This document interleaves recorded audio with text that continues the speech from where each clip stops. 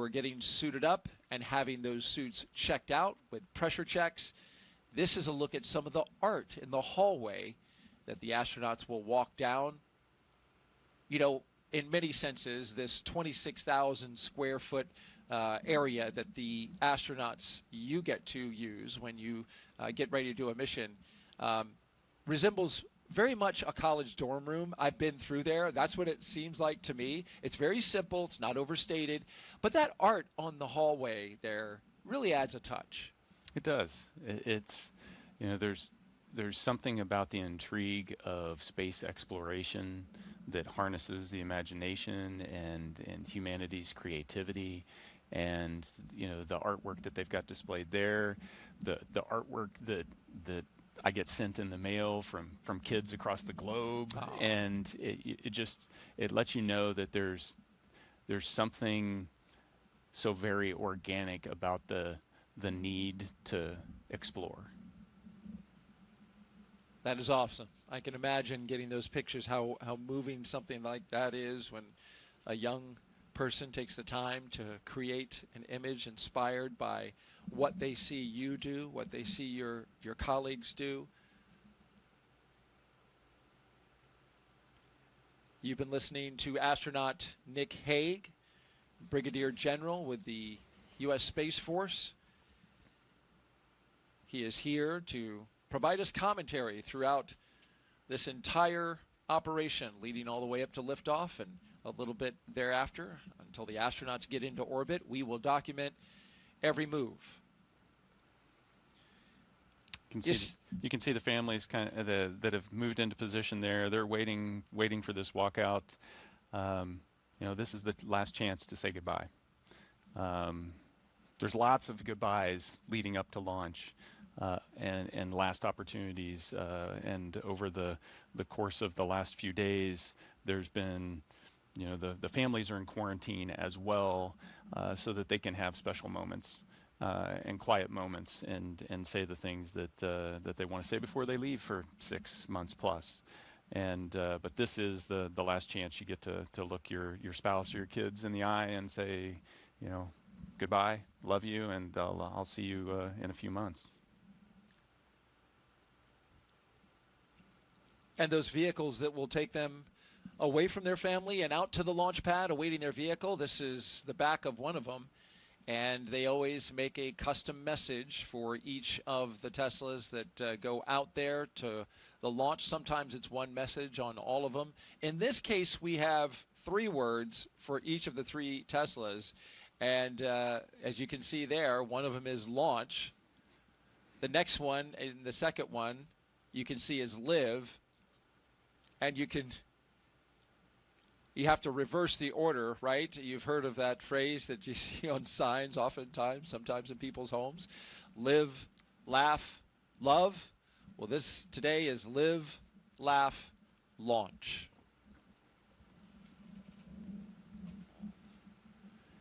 And you might ask, what have the other crews chosen? Well, we have the answer for you. What is in a name? The license plates have been branded going all the way back to the Demo 2 mission, which used the ISS bound for theirs. Crew 1 chose later Earth. Crew 2, reuse, reduce, recycle. Crew 3, send it. 4, go for launch. 5, blast off with the number 5 in it. Crew 6, Crew Dragon. Crew 7, bye. I think I did that long enough. There's 7 letters, by the way, bye in there. So okay, make now note I of get that. Jessica Meir, that was her mission. She pointed that out. Crew 8, yay space. Crew 9, I don't know who came up with this one, but ready for it? Ready for it. You were ready for it. That was your mission. Crew 10 was liftoff with a 10 in the middle.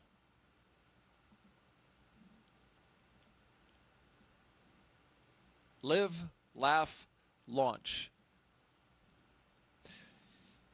You were talking about the time that they're spending with their families, and they're about to do that now. And it ties in with what you were saying earlier. Human spaceflight is an important endeavor, exploration, so key to the fabric of this country. but it's risky. It is. It is. You know, it's but it's not risk for the sake of risk. You know, so astronauts are not adrenaline junkies. We manage risk professionally, you know, and we make decisions. It's not just the astronauts too. It's, you know, all the way down from at the top, from program managers, the administrator, all the way down.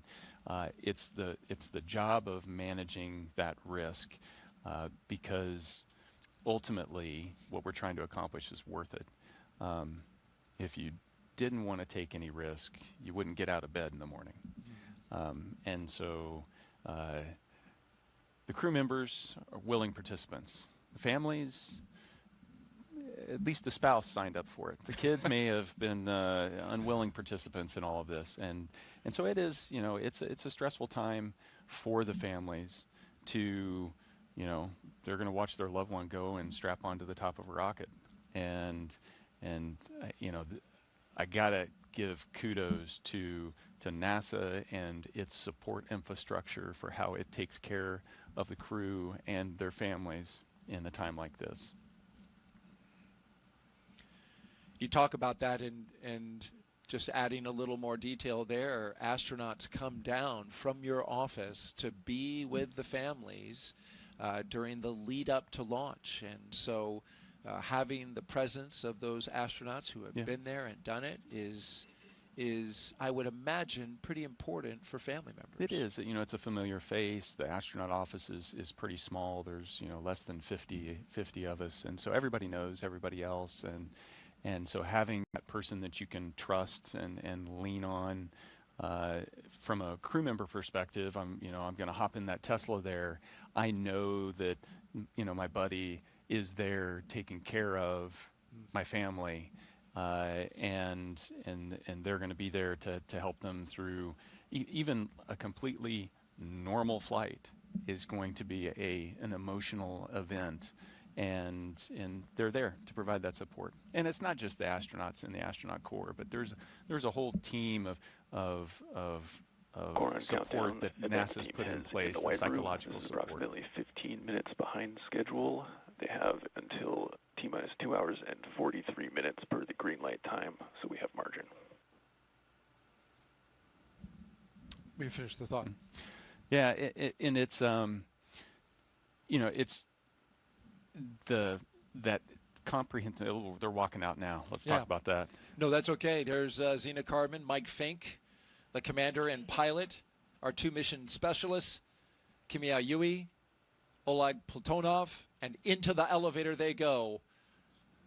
From the third floor down to the first, the banner behind them, framing them up with all of their photos, and in goes their team. They'll get ordered into the elevator, and the doors will close, and down they will go. So if this was a 100-yard dash, they just left the blocks. That's what it feels like. Yeah. You know, it's at that moment when you start walking down the hallway, now the train's starting to move. So you really know, like, you're leaving the room, you're leaving where you lived, you're taking that journey out to the pad. Bags are packed, ready to go.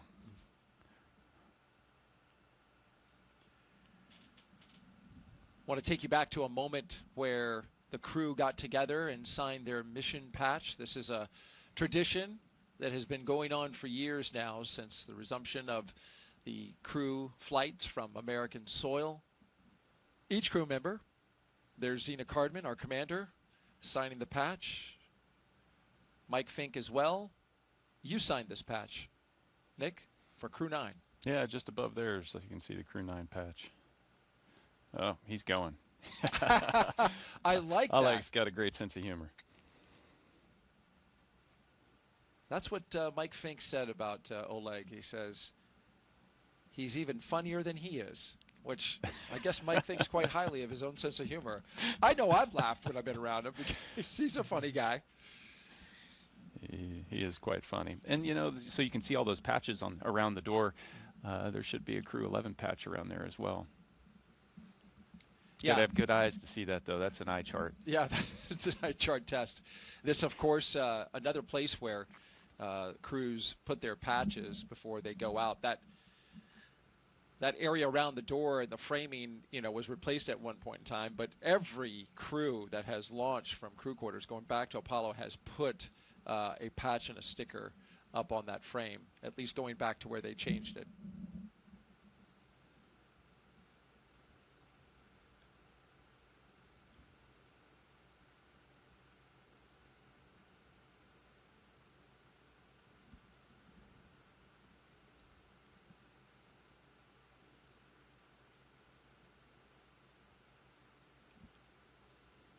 The ride from this location will be provided with a security escort, so there will be no interruptions on their journey out to the launch pad, as it should be here at America's Spaceport.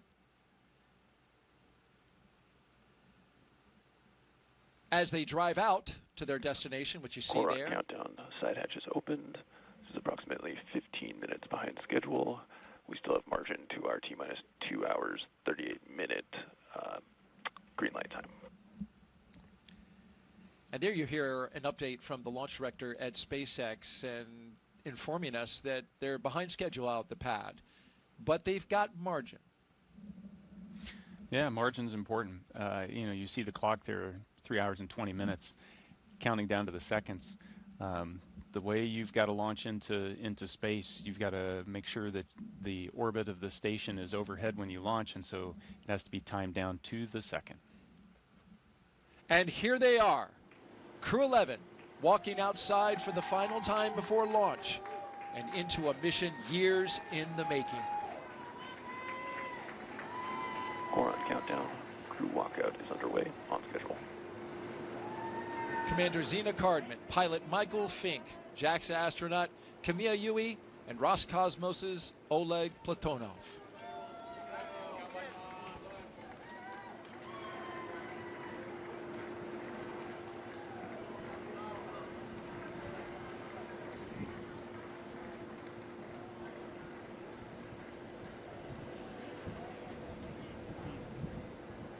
I see some Crew-11 shirts down there.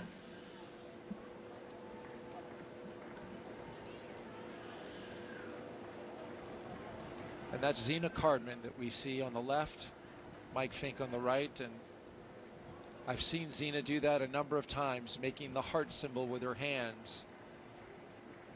Certainly sending her love to her family who have supported her. Yeah, you don't get there on your own. None of these individuals have gotten there on their own. It takes the support and love of family and friends and colleagues, and it's a team sport.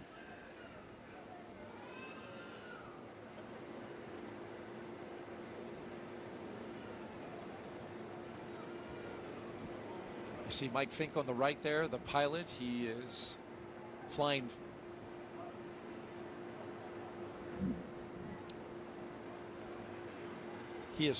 along in his kit a Gamasa, which he is, he tells us his wife is of Indian origin, and the Gamasa is used in the state of Assam as kind of a scarf, and so he's taking that with him. He's taken a scarf from his side of the family, that side of the family, for all 4 of his flights.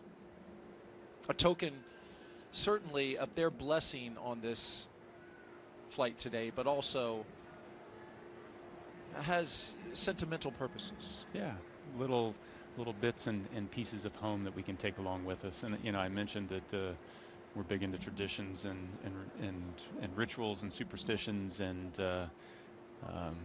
you'll find that lots of crew members have their little token of good luck.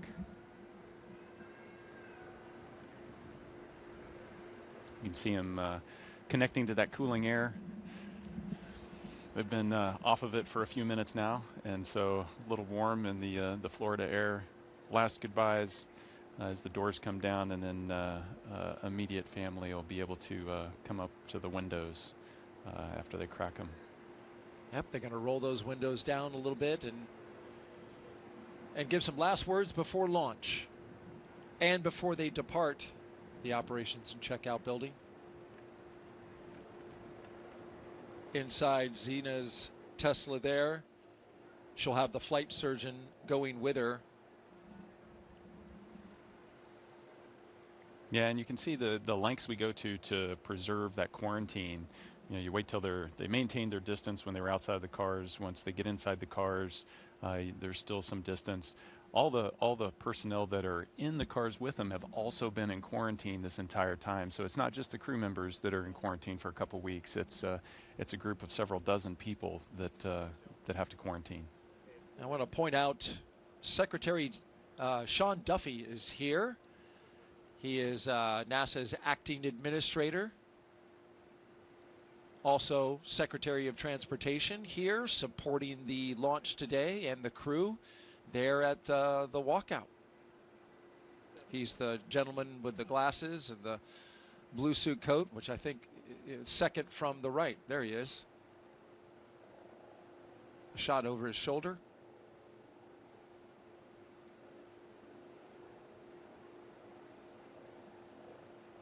He just took the reins of NASA just a few weeks ago. He's doing so on an acting basis until an administrator can be nominated and then confirmed by Congress. A look inside the window, Zena Cardman giving some waves. And I imagine emotions must be running high. How can they not? You've been waiting for this moment for a long time, and now you've said your goodbyes. It's tough to say goodbye to family that you're not going to see for a while, but you're also excited to get that car rolling and get on with it.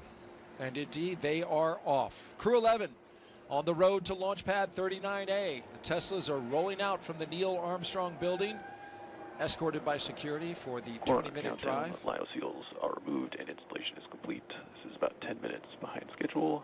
Again, we have plenty of margin to our green light time. Team is making up time. Well, that's a good call out there. We were running 15 minutes behind, but as you heard from the launch director, they have made up 5 minutes. Now currently will continue to work this, and the flight crew right now headed out to the pad. Their next stop, a rocket, waiting to launch them into orbit. No pressure, just your average commute today, Nick. It's not your average commute. You get this police escort with helicopter support, and you get to run every red light and run every stop sign. Absolutely. It's a beautiful sight there. Of course, I say that just. This is a very special road trip from the astronaut crew quarters out to the launch pad, where they will join up with their spacecraft and rocket. We want to learn about this crew. We want to share their story in their own words. So let's hear from the commander of Crew-11, Zena Cardman, as she shares her path from field science to spaceflight. I think in a lot of ways, science and exploration is just innate to us as human beings. That's why toddlers ask so many why questions. It's just part of who we are. In many ways, I think trying to explore space generates solutions to problems that we didn't even know we had. My name is Zena Cardman, and I am the commander of NASA's SpaceX Crew-11 mission to the International Space Station.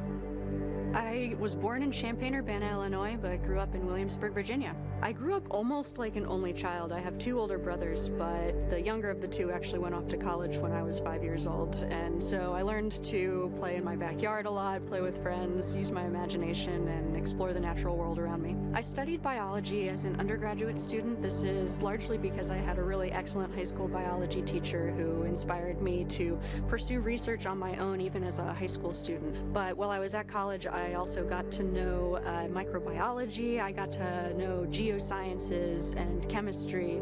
I wound up doing a lot of research in an oceanography marine sciences department and studying in remote locations like Antarctica. I also, while I was an undergraduate, became a creative writing minor, and I've always really valued that chance to study the creative side of my brain and explore our natural world through that side as well.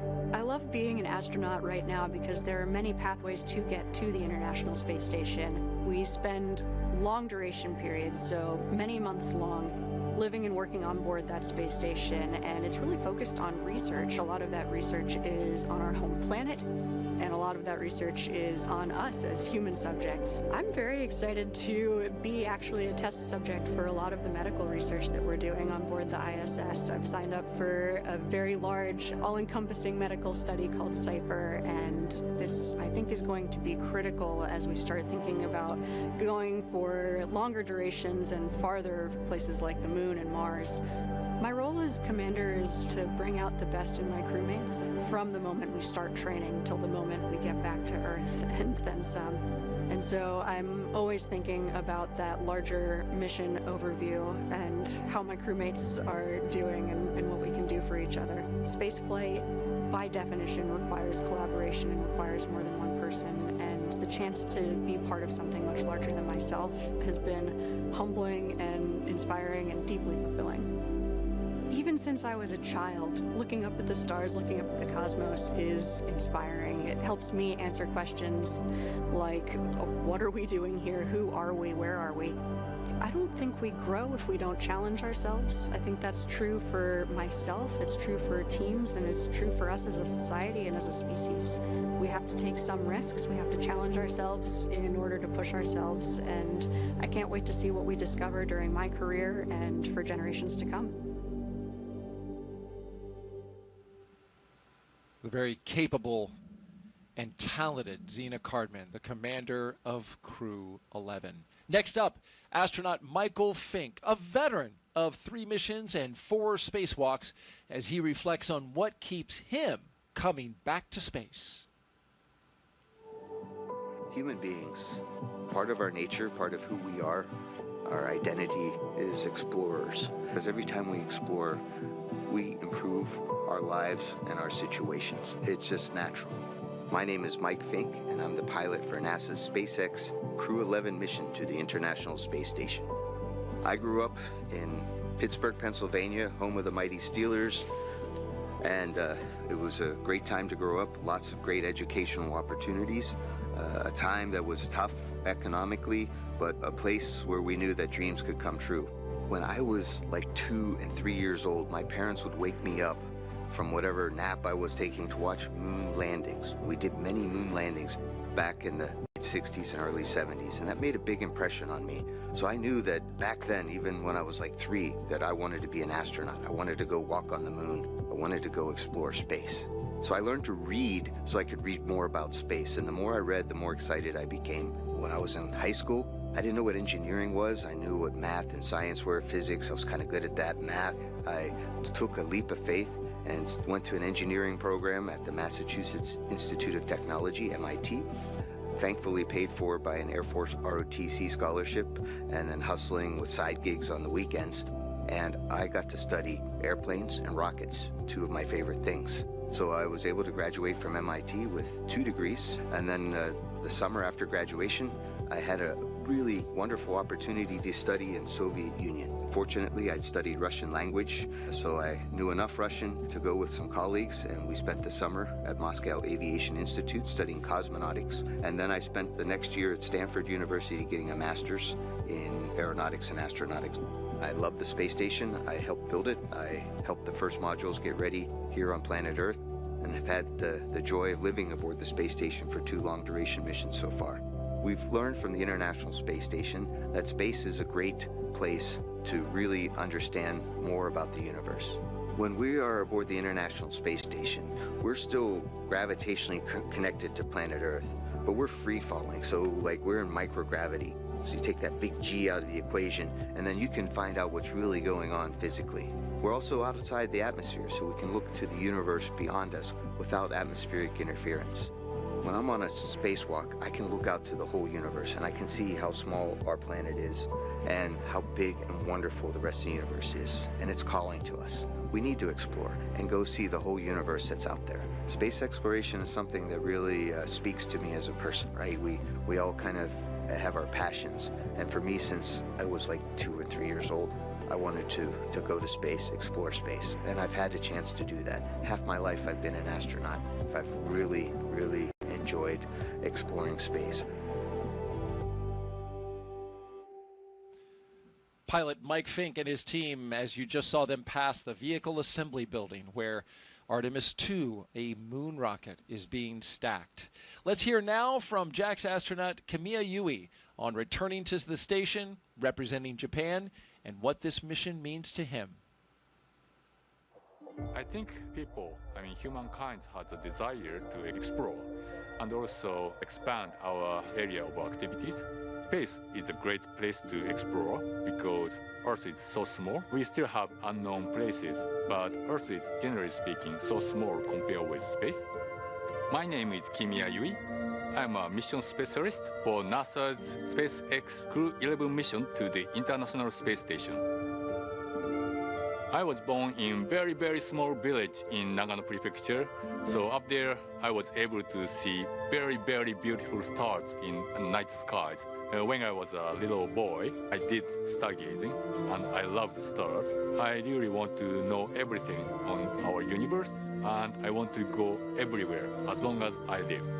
When I was already like 10 years old, I already wanted to become an astronaut or astronaut. I graduated from the National Defense Academy, and after that I entered Japanese Air Force, Japan Air Self-Defense Force, then become a fighter pilot, then test pilot, and then became an astronaut. We do science in space because we have constant microgravity in the ISS. We cannot achieve that condition on the Earth. Space station actually contributing our knowledge, and also we can produce new materials or medicines in order to make our future brighter. Going to Moon or Mars is very difficult, so we need to test our materials, and ISS is a great test bed.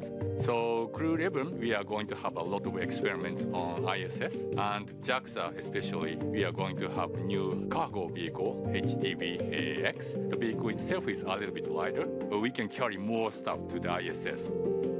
10 years ago, I went to space for the first time. It's changed a lot. And for astronauts, it became much more convenient to live. For example, we didn't have a good place for cooking. Now we have gallery.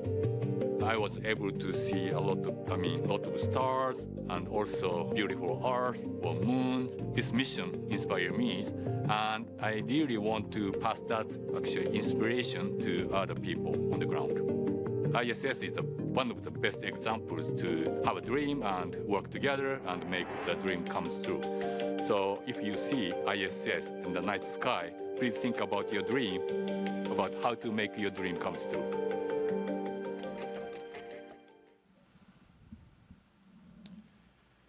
And finally, Roscosmos cosmonaut Oleg Platonov, sharing his thoughts as he prepares for his very first flight to space.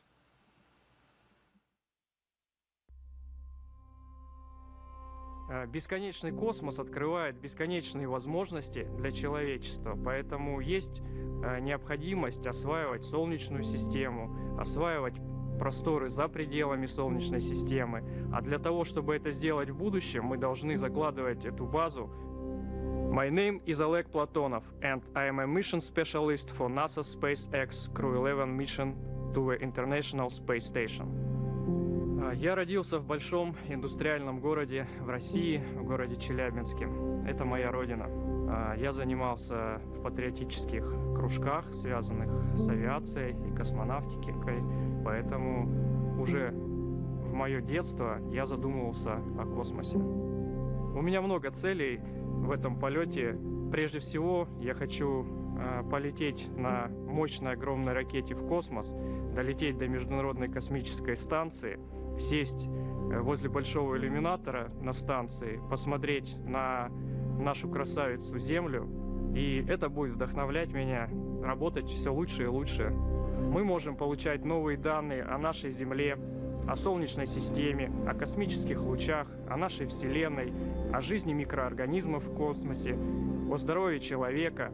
о получении новых лекарств, о путях улучшения конструктивных материалов и так внутренняя потребность человека исследовать все, что находится вокруг него. Хочется узнать все новое, новое и новое, расширяя горизонты своего знания, что границы открыты, что мы можем летать в космос, что мы можем лететь дальше, все дальше и дальше, за пределы нашей Земли, за пределы Солнечной системы. И это будет вдохновлять уже не только нас, но и не предыдущие, а следующие поколения.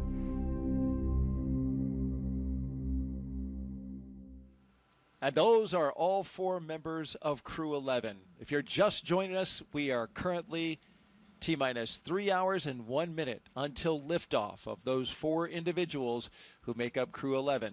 Liftoff to the International Space Station. And this is their ride, a Falcon 9 rocket with a spacecraft called Endeavour sitting at the very top. That crew walkway that you see connecting the launch tower and the rocket, astronauts will soon be walking across that walkway and into their spacecraft to get strapped in to go to space.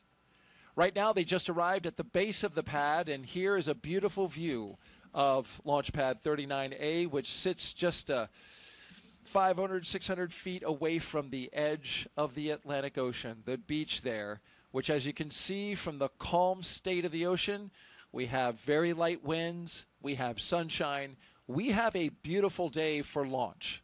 90% go is what our launch weather officer is reporting out for weather conditions at the time of liftoff. That time, 12:09 and 24 seconds p.m. Eastern Time. As we gaze up at the sky, seeing just some very thin cirrus clouds up ahead, those not a problem at all when we get ready to launch. We're green across the board right now, running just a little bit behind on the procedures out at the pad. At last check, about 10 minutes. But SpaceX crews are working diligently to catch that time up. And this mission operation timeline, it should be noted, has plenty of margin in it. What you're about to see now is the astronauts walking up to their rocket to get a look at the 1.8 million pounds of thrust that can be generated by this machine as it takes them up into space. That moment coming up in just a few minutes, Nick.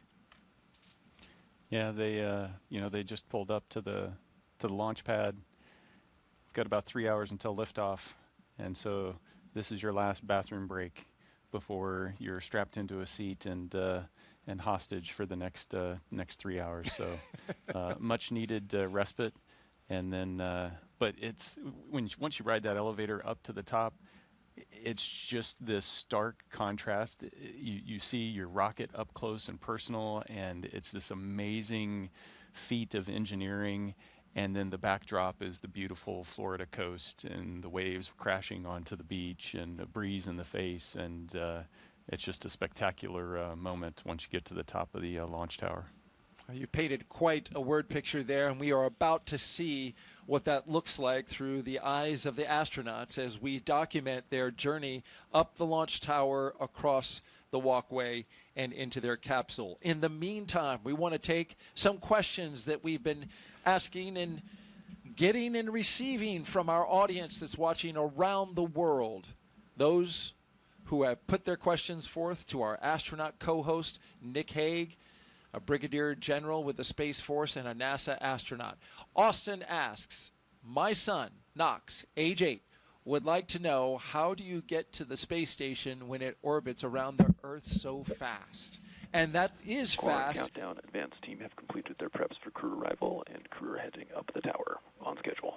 That's great news. Sounds like they made up all of that 10 minutes that they were behind. That's a great call out.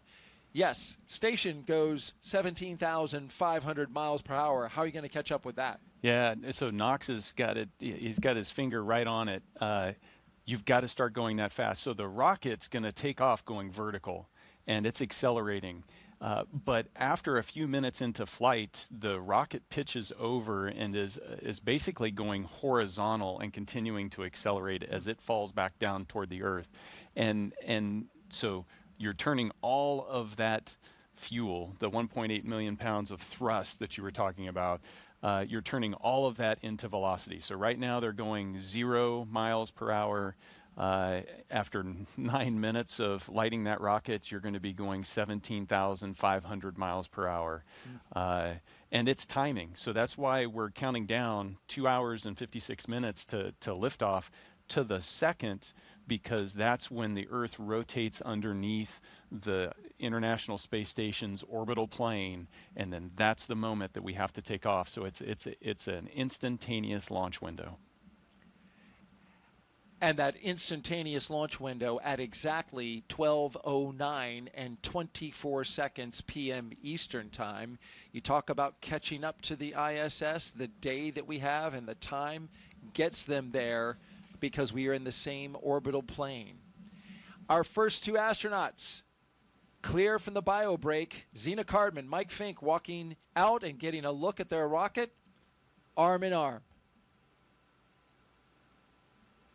It's a tall rocket, so it's hard to actually look up that. So you've got to lean back to be able to really see it. You know what? It looks like Mike Fink, who's on the right-hand side, has a little more lean. What's interesting about him is he's wearing an upgraded suit called an R2. The Zena, let's go, just circling her arms. Let's just go. Yeah. But he's wearing an upgraded suit that SpaceX says has more mobility and more flexibility in it. Well, he just demonstrated that. Well, I he guess. sure did, didn't he? Oh, no, Zena wasn't going to be outdone. No, it's awesome to see them, you know, the excitement, the emotions that you feel as you're getting ready to do something like launch into space. Astronauts are humans. They feel all those same emotions, and so it's fun to see some of the excitement come out and on display. Spillover right there on the launch pad, because there will be time for things to get serious once they get into the cabin. We turn on the launch escape system and start flowing propellants. But right now, just like you said, a nice moment at the base of the launch pad where those emotions spill out. But talking about the suit, Mike Fink is the only one who is wearing, you can contrast his suit with Zena's. It looks exactly the same, but it's constructed differently. It has a circumventual zipper as opposed to a vertical zipper. So as you know, you got into your spacesuit like a onesie.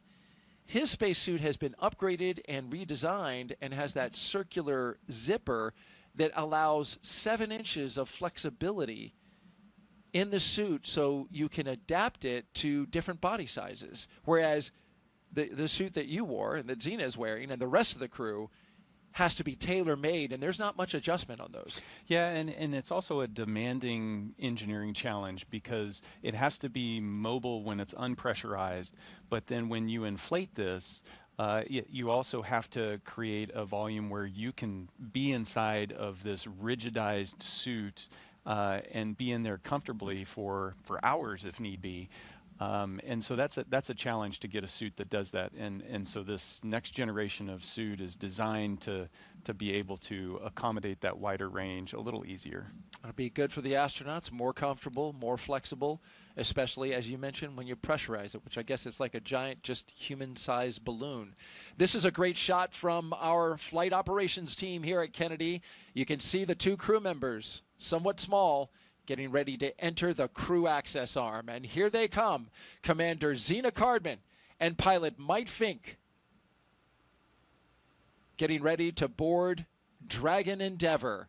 And they are all smiles. Ear-to-ear grins. It's awesome to see. And what a beautiful vista behind them as you look out at the views of the spaceport. Mike just gave us the 2 guns. He's a character.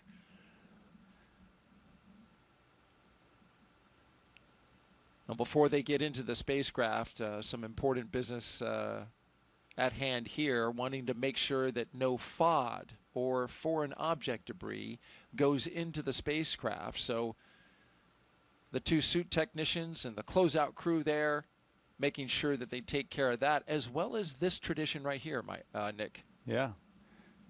Got to sign that wall. That means you're going. And so every crew that's launched off of Commercial Crew Dragon, launched off of 39A, has been able to sign around that NASA meatball. And it's little moments like that that connect you with the legacy of the program and make you feel connected in a way where you understand, hey, I'm taking the next step, and it's an important step. There's a lot of people that got me to the point where I can take this step, and hopefully there's a lot of people coming after me that are going to continue to take steps. Countdown, crew are in the white room, and this is on schedule. You'll hear these audio call-outs from time to time from the crew operations and resource engineer with updates, and we'll pause to listen to them. Here are the two mission specialists now doing their rocket recline, looking up at their ride. I think they studied technique from Zena and Mike, because they had it down. Seemed like kind of like a rock and roll kind of pose, didn't it?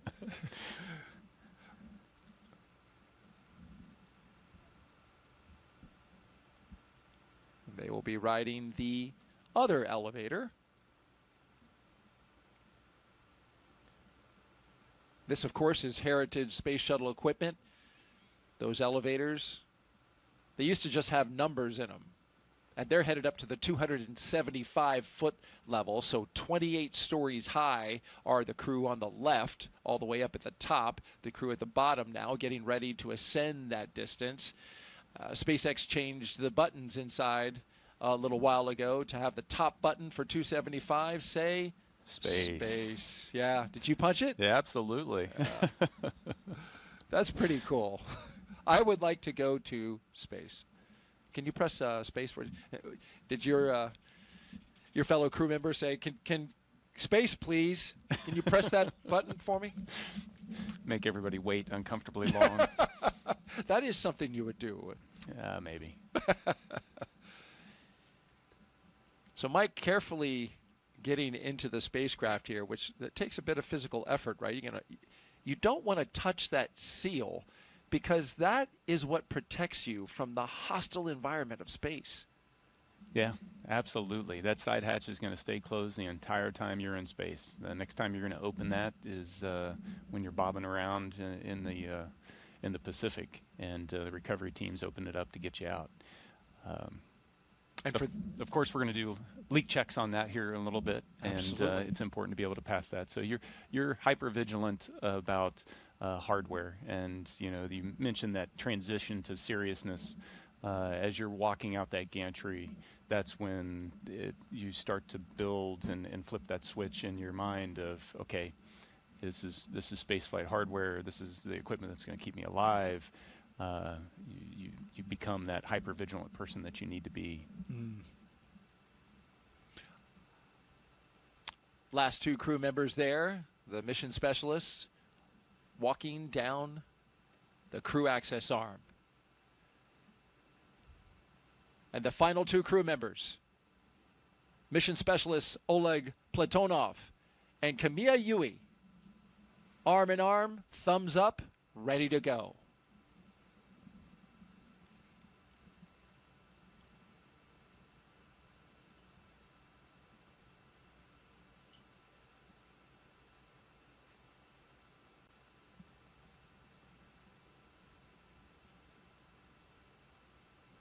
Split screen there, looking outside and inside the white room.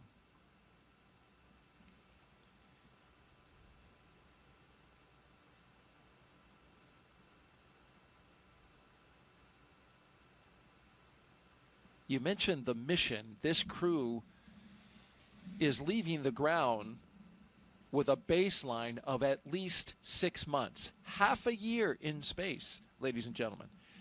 But they are being considered, and research and study and certification process is underway to expand this to an 8-month increment, 2 months longer.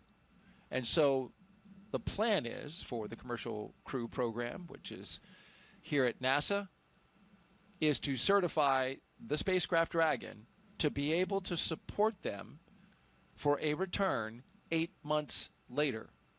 We know they can live on station for 8 months. We've had astronauts live there for a year. Mm-hmm. But that is a long-duration space flight. And so the hope is that they certify them for 8 months and they can return 8 months later, hoping to get it by October. Yeah, it's a sixth flight of Endeavour, and there's a lot of things that need to be looked into. From a crew perspective, the mindset has to be, I'm going for 8 months. And then if it ends up not turning out that way, then that's I guess a pleasant surprise or unfortunate, depending on your perspective at the moment, because every day in space is a gift. No, it'll be exciting for them. And like you said, we've had people up there. One of my crew members, Christina Cook, was up there a year. She launched with me on MS-12. So we know how to do it, and we know how to keep people healthy when they stay up there that long. It really comes down to expectations and expectation management with crew members as well as families, as well as the entire team that has to support this particular mission, because it's not just the crew and their families, but that entire support network is on call while they're on orbit. That's an interesting point to think about. I hadn't thought about just how that kind of puts the family, as you mentioned, on call as that entire time. They have the moments where they get to connect with you via video phone and high-speed connection, but as long as you're up there, they know that you're not here on Earth. You're in space, and you and your crew are being supported by this international laboratory, which has been doing it for 25 years come November 2nd. You're watching live launch coverage of NASA and SpaceX's Crew-11 launch to the International Space Station. I'm Daryl Nail, and I'm joined by NASA astronaut and Brigadier General Nick Hague. We've counted down about an hour and 20 minutes so far, and we're cruising to liftoff. T-minus 2 hours and 44 minutes. T0 is 12:09 p.m. Eastern Time. A look at the signatures on the wall inside the White Room. And I would love to see if we can make out my co-host's signature there. You Nick won't. Hague? You won't. No? I launched off Slick 40 over at Cape Canaveral Space Force Station. Indeed you did. Yeah, so there's two lonely signatures over there on Space Launch Complex 40 right now. That's right, and that was a late change, and my apologies for that, because you were initially supposed to launch off a 39A. Yes, it was. We were the first to launch off. We were actually the first humans to launch off of that launch complex. The certification process you mentioned, the certification process for extending the life of Endeavour. Same kind of thing happens for the ground station as the launch complexes, and they were able to get that process done in time to support us to be able to launch off there. So it was a thrill to be able to be a member of the Space Force and launch off of a Space Force launch complex. That's pretty cool. Yeah. And you're the only two signatures there. Yeah. Well, So, hopefully I mean, we can that's fix that. Hopefully yeah, we can fix that. Yes, absolutely. SpaceX has 2 launch pads here that are human rated for spaceflight, and that gives them great redundancy, great capability as well for NASA to have access to.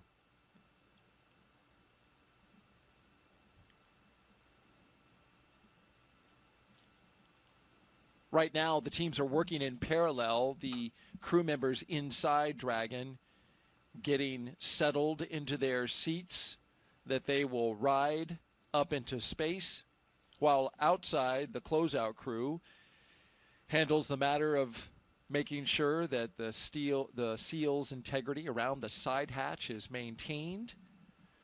And then once they get them all settled and finish up their work inside with the crew, they'll depart. You can see number 22 still inside. The support crew will come out of the capsule, and they'll shut that hatch that you see right there, that side hatch. As Nick mentioned,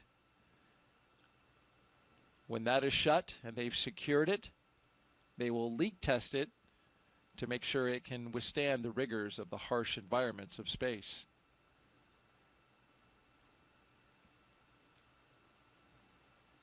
But in order to see and communicate with the crew that's inside, both of the closeout crew members here taking a knee. Yeah, you can see a couple of the ninjas inside. They're, you know, principally getting everybody strapped in nice and snug. Then they're also providing them with some of their personal equipment. You see the white satchels that they'll wear on their thigh. It's a place to put their tablet, as well as some writing utensils and some other things that they may need in terms of personal gear. And make sure everything's situated, because once you're strapped in, they don't want you coming out of those straps until you're floating around.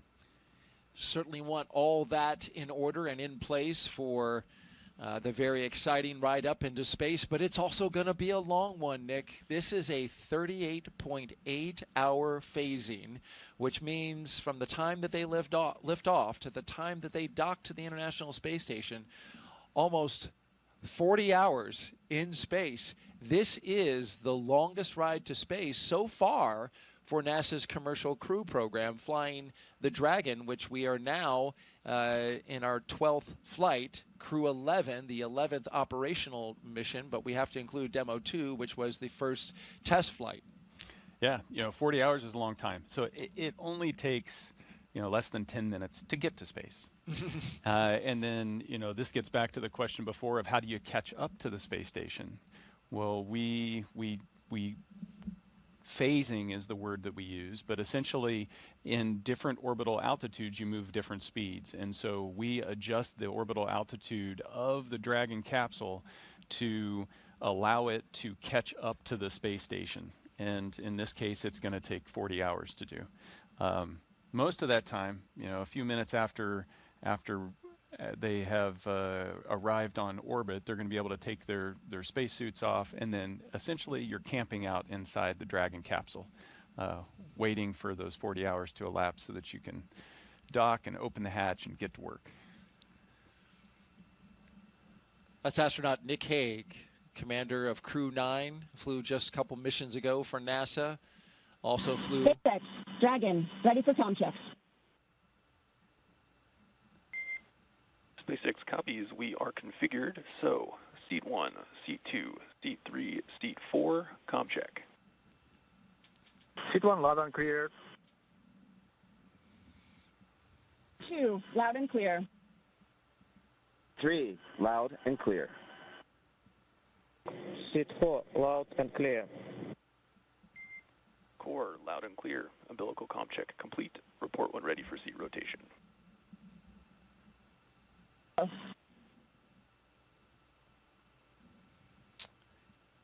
so you just heard from each one of the crew members on board as they went through all of their communications with the Crew Operations and Resource Engineer, otherwise known as the Core. You heard him communicating with each one of the crew members just now. As I was mentioning, Nick Hague flew 2 Soyuzes to space. The first one didn't make it to station, was an in-flight abort, came back down to the ground. You flew again the second time. On MS-12, you did make it to station. We are getting ready to do the suit leak checks, but first, we want to take some social questions as we go along. Nick Hague is our astronaut expert at the ready. If you want to submit a question, please do. We would love to hear from you.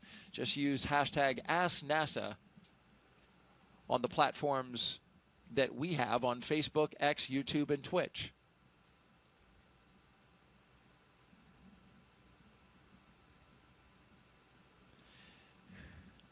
And we have a question in the lower right hand of your screen. Yes, Benny asks, what was the hardest part in becoming an astronaut? You know, I think that's a different answer depending on which astronaut you ask. There's so many things that we have to train to be able to do, whether that's, you know, operate high-performance jets, aircraft, spacecraft, or learn the engineering behind all the systems on board of those that keep us alive, to the medical support that you might need to be able to provide because you need to be the doctor for the crew. But I think for me, the single most challenging aspect was learning a second language at the age of 38. And, you know, getting selected, and the first day on the job, I started my Russian language training because to be on board the space station, you have to be able to speak English and Russian, regardless of regardless of where you come from. So, you know, Kimya, native Japanese, but he has to be able to speak English and Russian. Right. And so it's amazing how difficult it is if you didn't grow up learning a second language very young, how hard it is to rewire your brain late in life. Dragon, ready for seat rotation.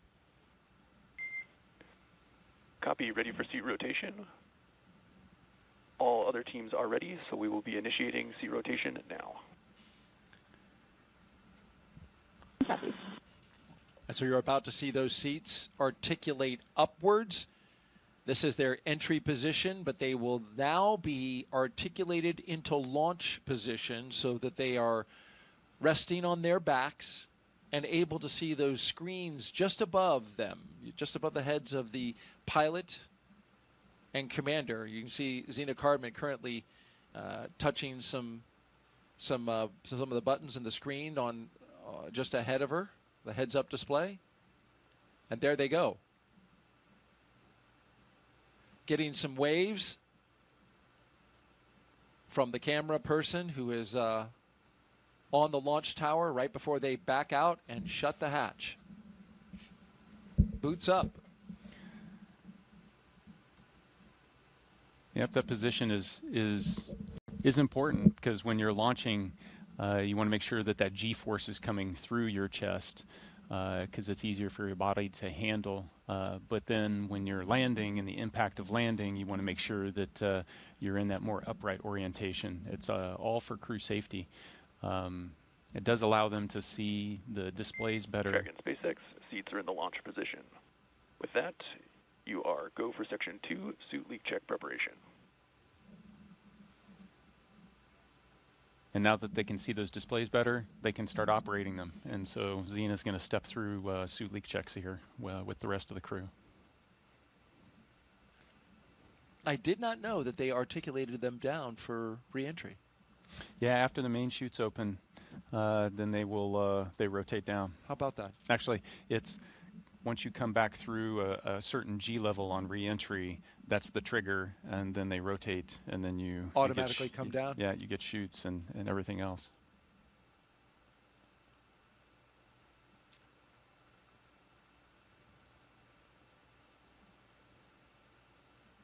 Now that we have Crew-11 seated inside of the spacecraft, we want to go back and hear the story of your first spaceflight, Nick, which was, to say the least, an adventurous one. One that did not end with you getting to the International Space Station, but rather an in-flight abort. This helps us underscore just how important safety is in this moment as the astronauts prepare. So here you are, a number of years ago, getting ready to launch for MS-10, giving a wave goodbye. Talk me through your first spaceflight. Yeah, you know, when I look at this picture, it almost snaps me straight back. It's a beautiful fall day in the steppes of Kazakhstan. You know, we're on, you know, the same launch pad there that Yuri Gagarin launched into space on.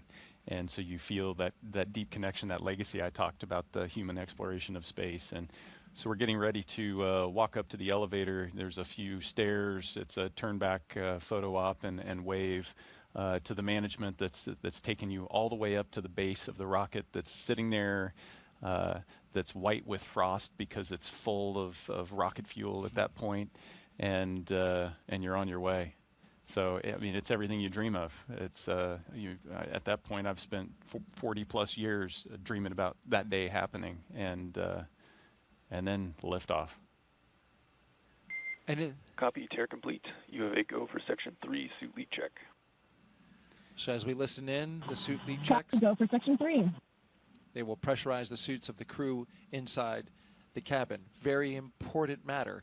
As you're lifting off here, what are you feeling?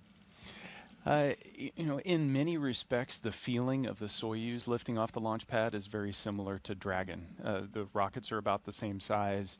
You feel just kind of this slowly increasing pressure of being pushed down into your seat. The rumble and the kind of the subtle vibration as you're going, but it's pretty smooth. I'd liken it to being in an electric car and somebody just kind of smashing the accelerator, pushing you into your seat, and you're off. And it was, a smooth ride for the first 2 minutes leading up to the point where those external boosters you see on the base of the rocket are empty, and then they need to separate from the rocket. And that's what led to this moment right here, Nick, when those boosters didn't do quite what they were supposed to. Yeah, one of them didn't. They're supposed to propel themselves away from the center, the core stage. One of them that didn't do that and actually impaled the core stage, caused it to essentially disintegrate in that split second. So we're 30 miles above the Earth, going 4,000 miles an hour, kind of pointed straight up. As that happens, it tilts us a little bit, and in that second in which all that occurs, the launch escape system pulls us, my crewmate Alexei Chinin, the commander on the mission, and I, to safety. And that shot is the shot before. If we look back to that one, it's blurry because that's a screenshot from just how violently things were shaking. Yeah, inside. there was in that instant, the indications to us are a flashing red light, a sign, an alarm's going off, and then there's a little red indicator that says there's a rocket emergency, and then you're also being shaken kind of side to side for a second or so. And then it's peaceful, because at that point we're going so fast, we've come off, we're just kind of coasting uphill in this slow tumble to the edge of space. And I can remember looking out as we got to the top of that trajectory and seeing the dark black of space and the curve of the Earth below, and thinking to myself, well, we're not going to get there today. Just not going to make it. Yeah. And so, in the moment, you have those little moments where the reality of the situation pops out. Now it's, it starts to set in, okay, what do I need to do to survive? And that's get back into the procedures. Right. And so that view we saw from looking up in the sky, your rocket is coming apart. You no longer can ride that into space. It's done. Now you're on the emergency systems.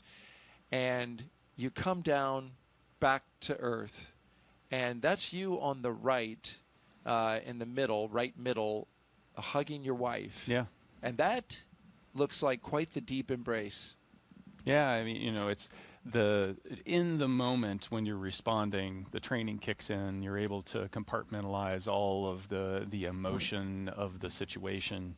It's in the aftermath of that, that's less than 6 hours after we had launched, that we're back at the aerodrome there, and that's when the emotions, that's, you're human, that's when it comes out. And Katie had witnessed all of that and gone through that roller coaster ride at the same time, along with my kids and my family that were all there, with less information than I had, because I was going through it. There was, probably 20 minutes where she didn't know what the outcome was. Dragon, we see the same. Closeout team will perform final closeout steps and then exit the capsule. You can proceed to Section 4, side hatch close, and report when ready to close hatch. And just a quick note. Copy is proceeding Section 4, Wilco. We are still tracking the operations inside the Dragon Endeavour that you see there. They are doing checkouts of the suits, pressurizing them, getting ready for launch. As we listen to a very important story that Nick Hague just told us about surviving an in-flight anomaly where his rocket came apart, but the launch escape system for Soyuz saved his life and the life of his crewmate and brought them back to their families. Yeah, you know, the way you phrase that's important. The launch escape system. The engineers that developed the escape system, the people in the factory that assembled it, all of these people that I don't get to meet or would not normally get to meet. The space program, the human exploration of space, is built on trust. Trust in that everybody who's got a job is committed to being perfect in that job. And it's not just the crew that rides on top of the capsule, but it's everybody. And you never know when your decision, your responsibility, your action is going to be the one that saves the day. Absolutely, and that's why you often hear so many times the engineers uttering how important it is to get the job right, to do it right, to make sure everything is ready for launch. And this crew has their launch escape system. We will go through their checks, we'll check the health of it, and we'll also arm it for launch. Dragon, SpaceX, comm check.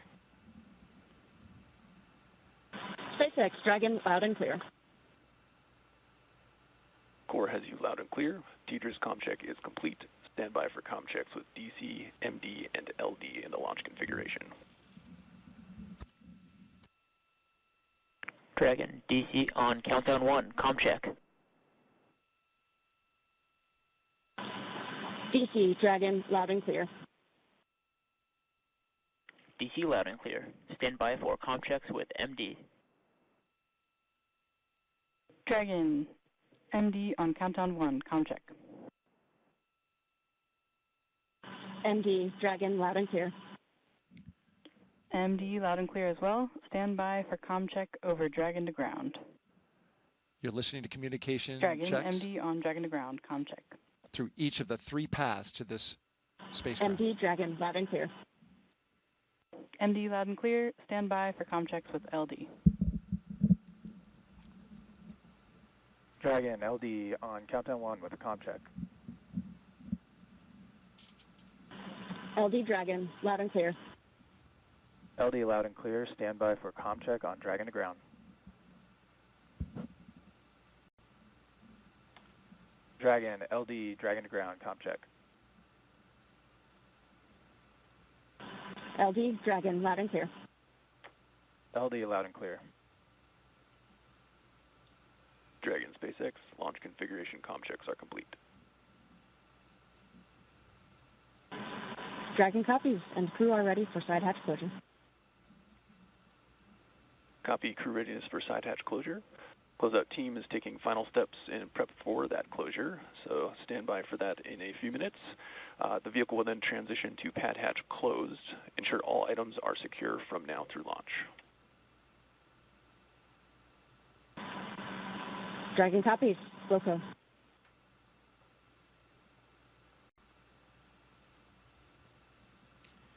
Those communication checks, Nick, were really important for each of the crew members to be able to speak to some very important members of the launch team. Yeah, absolutely.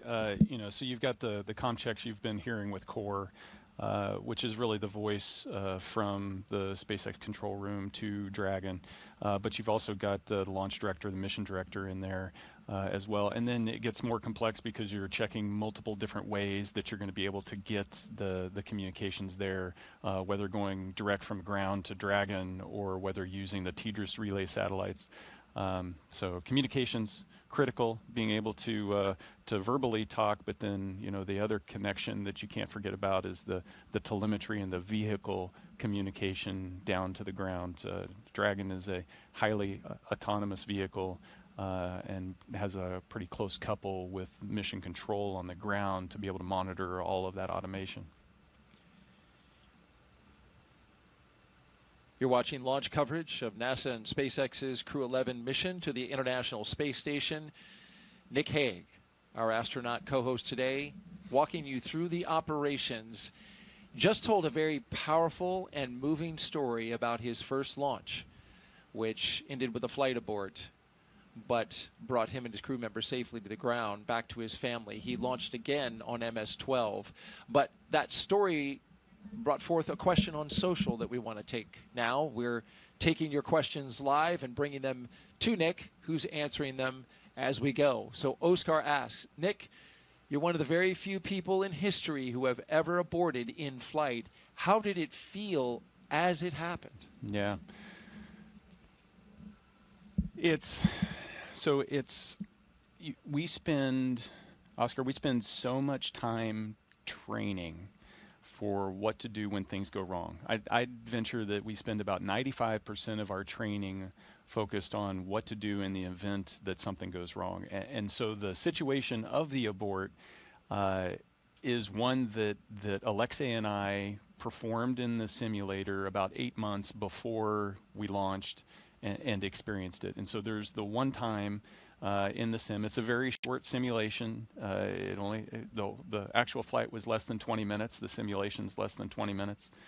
But we had run those procedures. And the sum total of all of that training is that you get very disciplined at running procedures because you know that those procedures are the things that are going to keep you safe when things don't go right.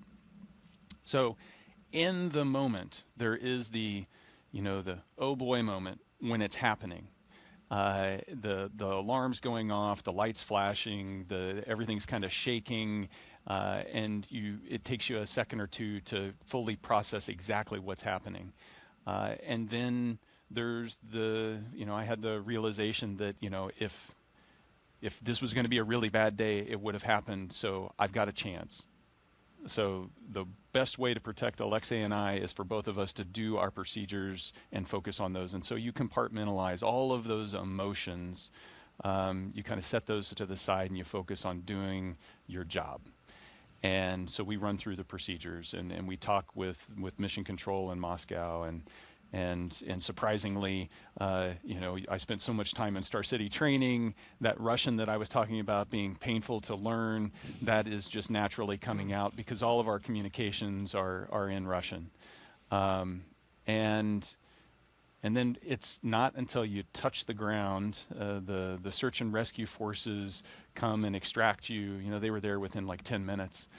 They come and extract us and pull us out under the parachutes. It's at that moment when your body can relax, you can stop focusing on all the things you need to do to be safe because you know you're safe, and then that's when shock kind of rolls over you. And your body just tries to process everything that happened. We're human. You can't bottle that stuff up forever. And so it was you could hear the waver in my voice when I called Katie and on the satellite phone and said, hey, I'm okay. I actually had to leave a voicemail because she had her phone off. Oh no. But we have that voicemail, and I've been able to listen to it, and it's pretty amazing. Wow. Thank you, Oscar, so much for that question. And thank you, Nick, for that beautiful answer.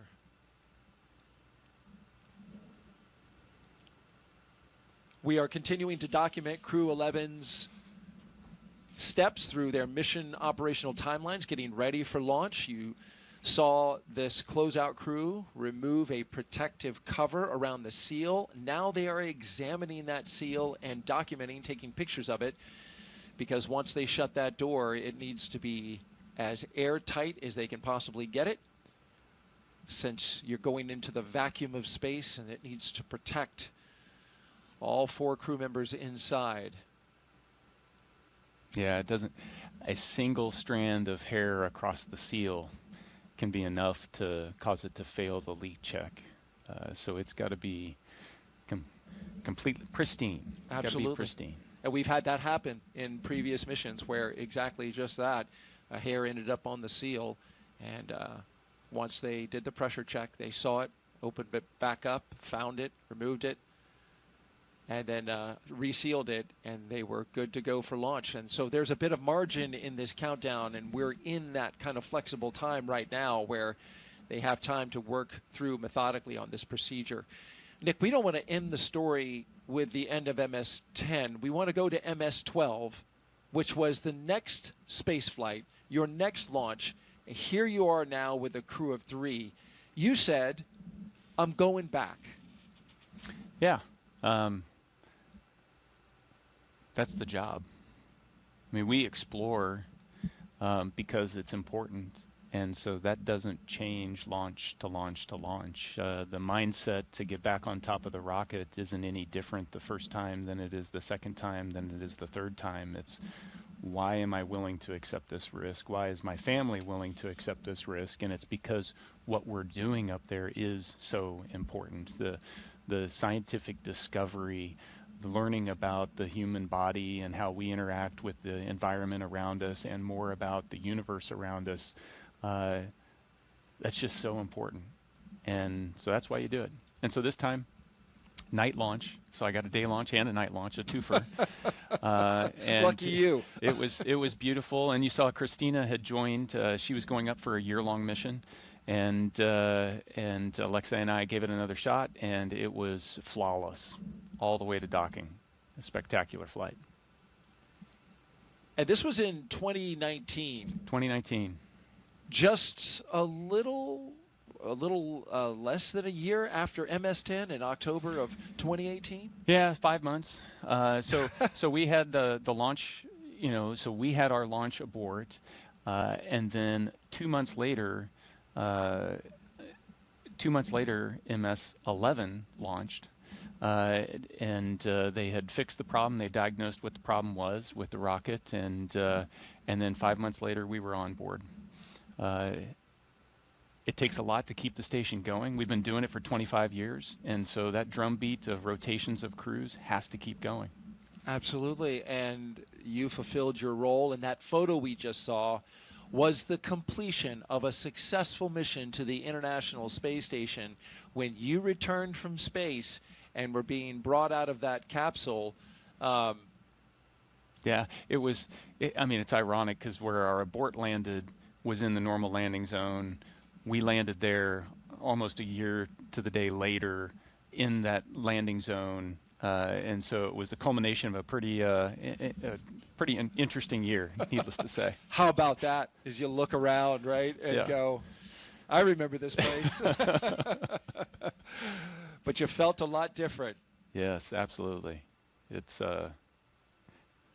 spaceflight changes your perspective. That overview effect that everybody talks about, the way you perceive the globe and how connected we are and just how special the Earth is. It's profound. I wish we could get more people up there. I hear this time and again from other astronauts that we're almost up to 700 people now that have gone into space. I'd love that to be, 700,000 people. Even if it's for short periods of time. As a veteran that's done a suborbital flight as well as an orbital flight, it's all good. Sure, many of our audience, I know I would love to go someday, and that's, of course, the aim of the Commercial Crew program, is to make space more accessible to more people. And so, finally, your most recent mission, 2024, in September of that year, not too long ago, you launched back into space on Crew-9. This, of course, launched from right here on the Space Coast, Launch Complex 40, as you mentioned, the first crewed mission from that pad. But there was only 2 of you. And we've talked about this. This was a crew of 2 for a special reason. You had an important mission for Crew-9. Yeah, the seat 1 and 4 there you can see are empty on the uphill portion, and that was to accommodate Butch and Sonny coming back home with Alex and I 6 months later. So we were launching on a normal rotational mission to the station, and planning to do our 6-month long duration mission. And job 1, as soon as we opened that hatch, was integrating Butch and Sonny into the Crew-9 crew, and then continuing to do that research mission. There you are, lifting off. I got to say that, you know, the weather today is so much better than it was back then. We had a hurricane blow through a day or That's so right. before, and then there was a window and a little hole in the weather, and we shot through it. I think they've got a better weather today. And there you are with your full crew of 4 on the way back home. Yeah, you can see Butch in the far field there. Sonny's just off the camera, close to us, and yeah, coming home.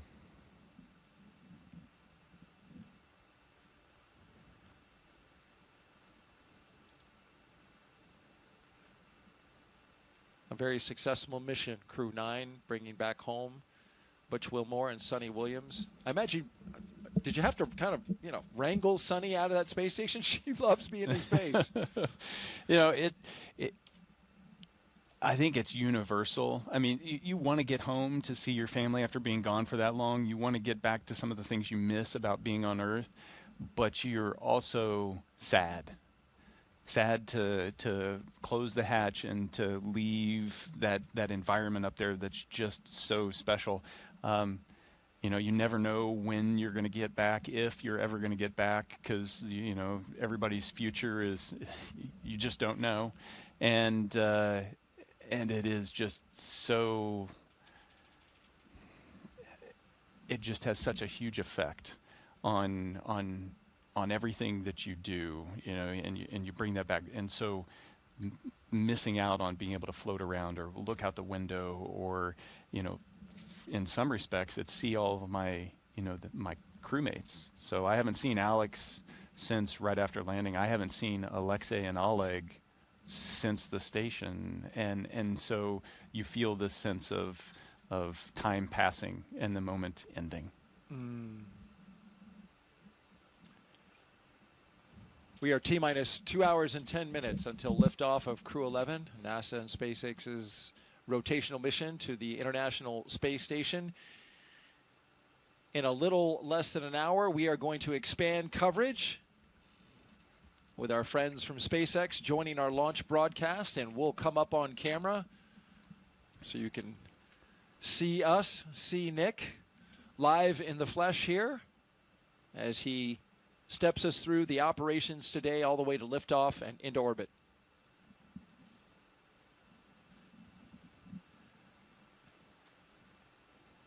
A note about the weather. The launch team and the launch weather officer are discussing conditions both here and along the ascent corridor. Winds are forecast to be picking up around 14 knots and then peaking to 18 knots at launch time. So that is something that they're going to evaluate closely. The winds have to be within a certain range before they'll go forward with prop load, which of course is a very careful and delicate operation. It's automated for SpaceX, but when you start loading a rocket with propellant, a lot of care has to be given to external influences like the weather. Dragon SpaceX, we're commencing health check for launch escape system. You can expect a momentary flight computer state change, followed by a transition back to pad hatch closed. Dragon copies.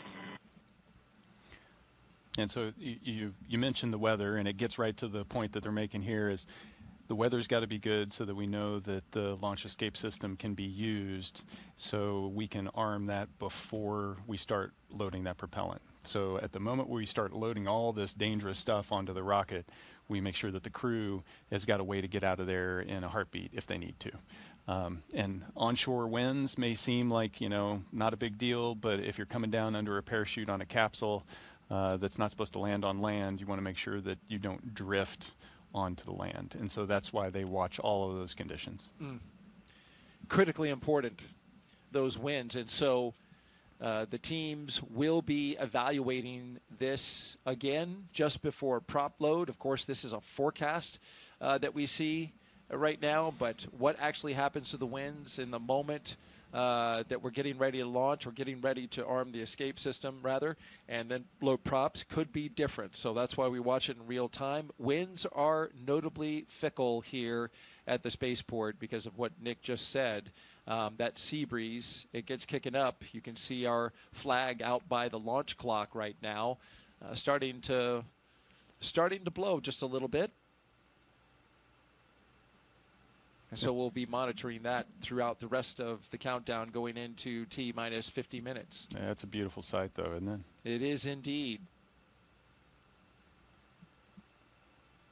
And what has shaped up to be a beautiful day for launch so far.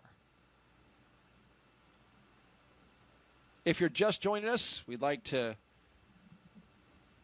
introduce you to the crew. Crew-11 going into space today consists of the commander, NASA astronaut Zena Cardman.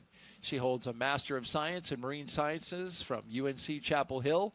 Cardman has experience with NASA research in the Canadian High Arctic and has supported real-time station operations and lunar surface exploration planning. She also likes rock climbing and powerlifting in her free time. She trained for Crew-11 as the commander, but was reassigned to Crew-11 and is now the commander here. And she has, by virtue of all that training, a lot of training for a first-time flyer. She is well prepared. She's been well prepared from day one. She had done a backup flow prior to the Crew-9 assignment. But it was a thrill to be able to go through spend the roughly 18 months leading up to the Crew-9 launch, being able to train side by side with her. She's a phenomenal crewmate and is going to do an amazing job. Your Crew-11 pilot is NASA astronaut Michael Fink, a veteran of 3 space flights. Fink has completed 9 spacewalks, totaling 48 hours and 37 minutes of EVA time, and has spent 382 days in space. Fink is a certified pilot for Boeing Starliner and SpaceX Crew-Dragon, as well as a co-pilot, flight engineer on Soyuz, and a mission specialist on the Space Shuttle.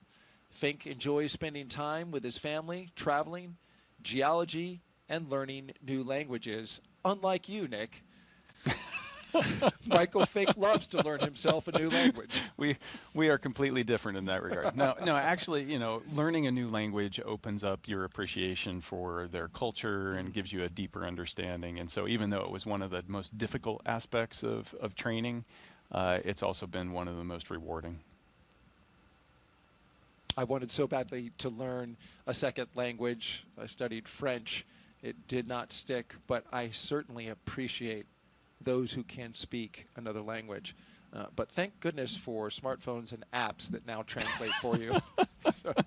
So I feel like I'm missing out on less. Yeah. Our mission specialists, let's get to them. JAXA astronaut Kimiya Yui is Crew-11 mission specialist number 1 with 142 days in space. This will be Yui's second trip to the space station. Yui flew as a flight engineer for Expedition 4445 and became the first Japanese astronaut to capture JAXA's H-2 transfer vehicle in November 2016. Yui was assigned as chief of the JAXA astronaut group. Yeah, and he had to learn English and Russian in order to fly to the station. So I guess this is the note that you need to give to all the kids that are listening. I want to grow up and be an astronaut. Probably the one thing you absolutely need to do is know 2 languages or more. Well, that takes me out. I said kids, Daryl. Okay. So you're saying there's still a chance? Mission specialist number 2 is Oleg Platonov. The Crew-11 mission specialist is Roscosmos cosmonaut Oleg Platonov. This will be his first trip to the International Space Station. He graduated from the Krasnodar Higher Military Aviation School of Pilots with a degree in engineering and military rank of lieutenant. He is married with 1 child and apparently is the comedian of the group. I think they all have a pretty good sense of humor. Yeah? Oh, yeah. And you see that expressed, even as they were just making their way out to the pad and up into the capsule. Lots of smiles, lots of laughter. We did see that as they were coming across the crew access arm earlier as they made their way into the spacecraft. T-minus 2 hours and 3 minutes and counting until liftoff of Crew-11. It's a long wait. Now they're strapped in and there's not much to do. And so you have time to reflect and think about all those, I guarantee you they're thinking about the things they need to do, but they're also thinking about all the people that helped them get into that seat. The training teams, the ops teams, everybody that supported them along the way, their families, their friends, the ones that have been the support network to get them to this day. As Crew-11 reflects, we want to reflect on their destination, the International Space Station, one of the most extraordinary labs ever built. Here's a closer look now at how science happening up there in their destination in low Earth orbit is improving life for all of us down here on Earth.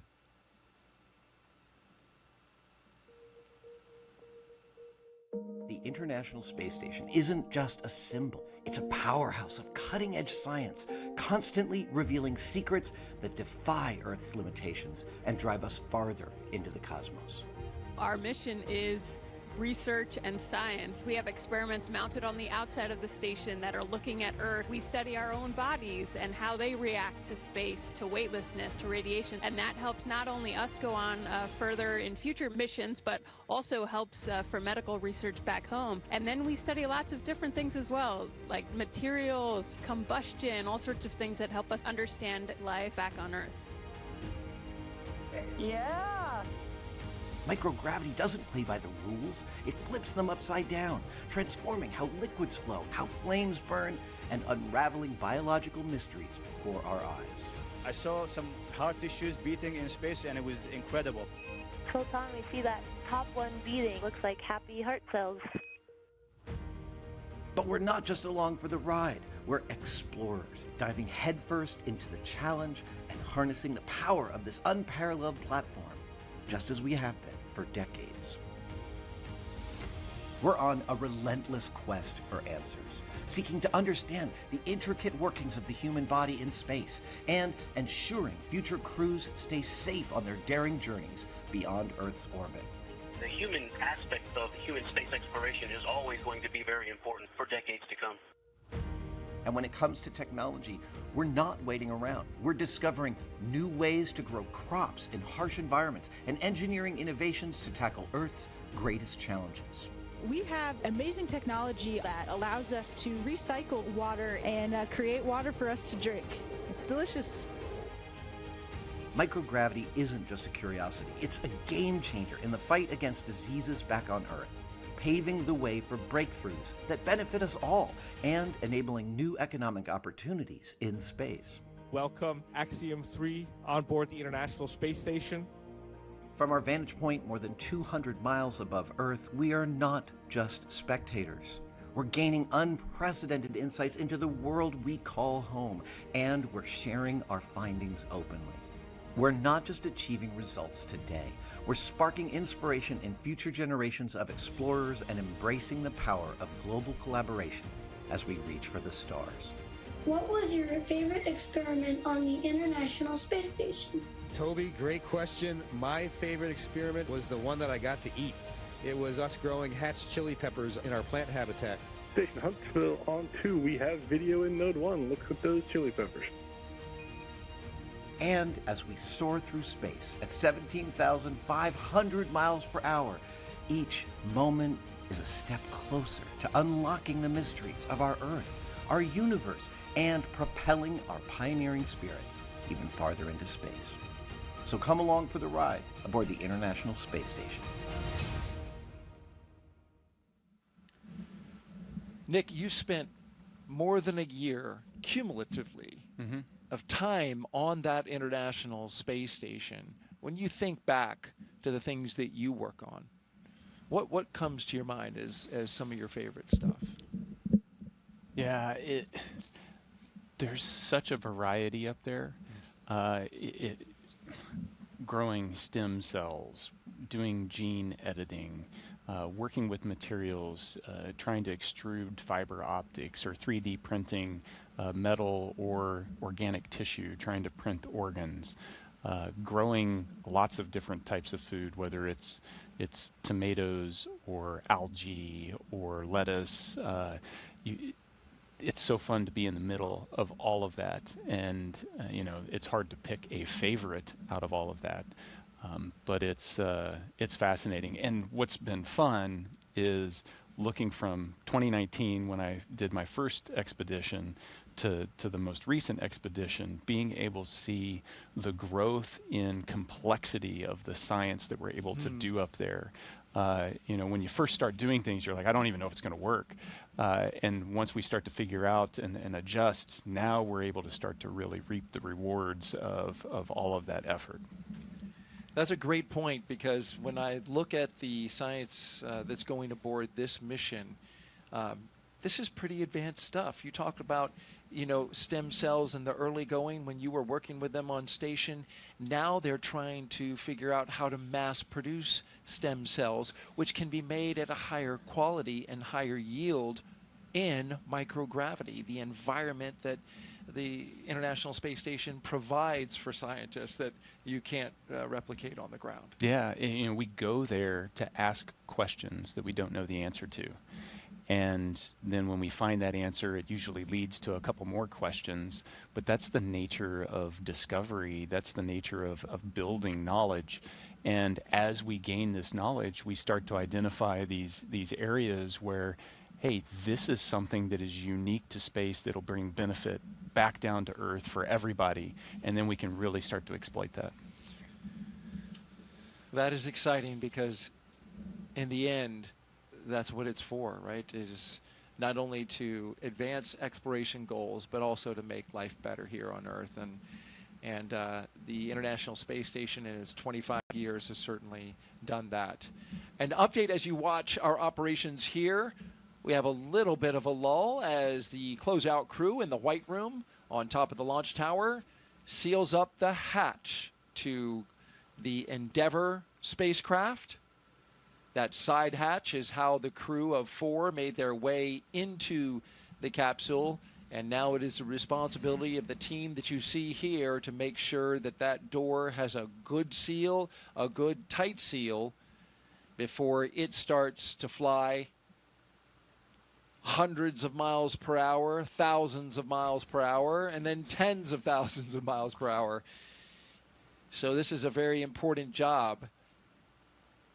Yeah, you're through that hundreds pretty fast.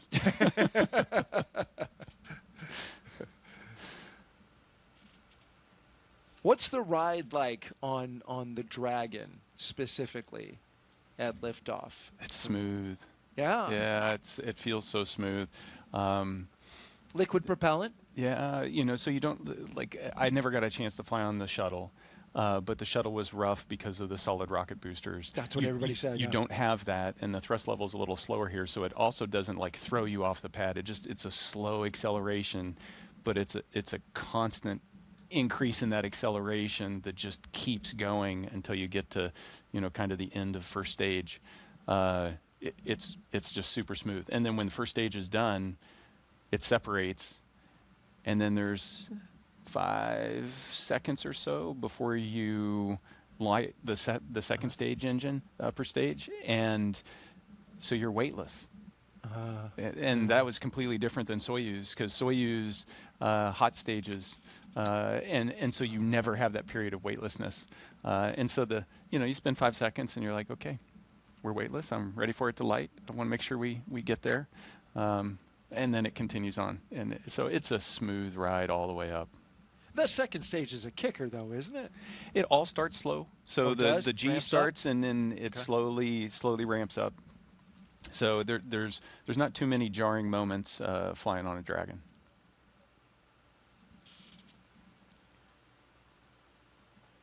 We were talking earlier about the science. Let's dive into what Crew-11 will be doing. They will be busy at T-minus 1 hour and 53 minutes until they lift off to get there. We have 2 astronauts and 1 cosmonaut inside Crew-11 right now.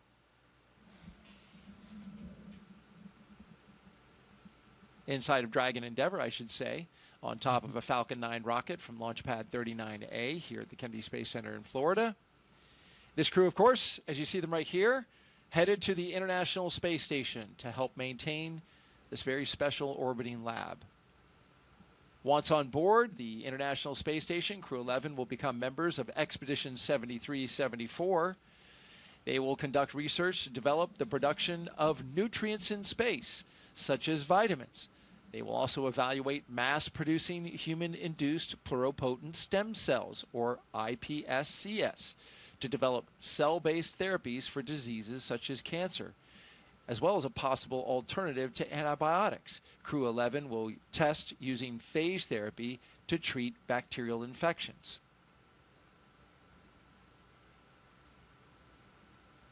And these things are important, and you were telling me this yesterday when we were going over the show and prepping for the show, and I asked you, is an infection or a cut worse in space than it is on ground? And you said yes.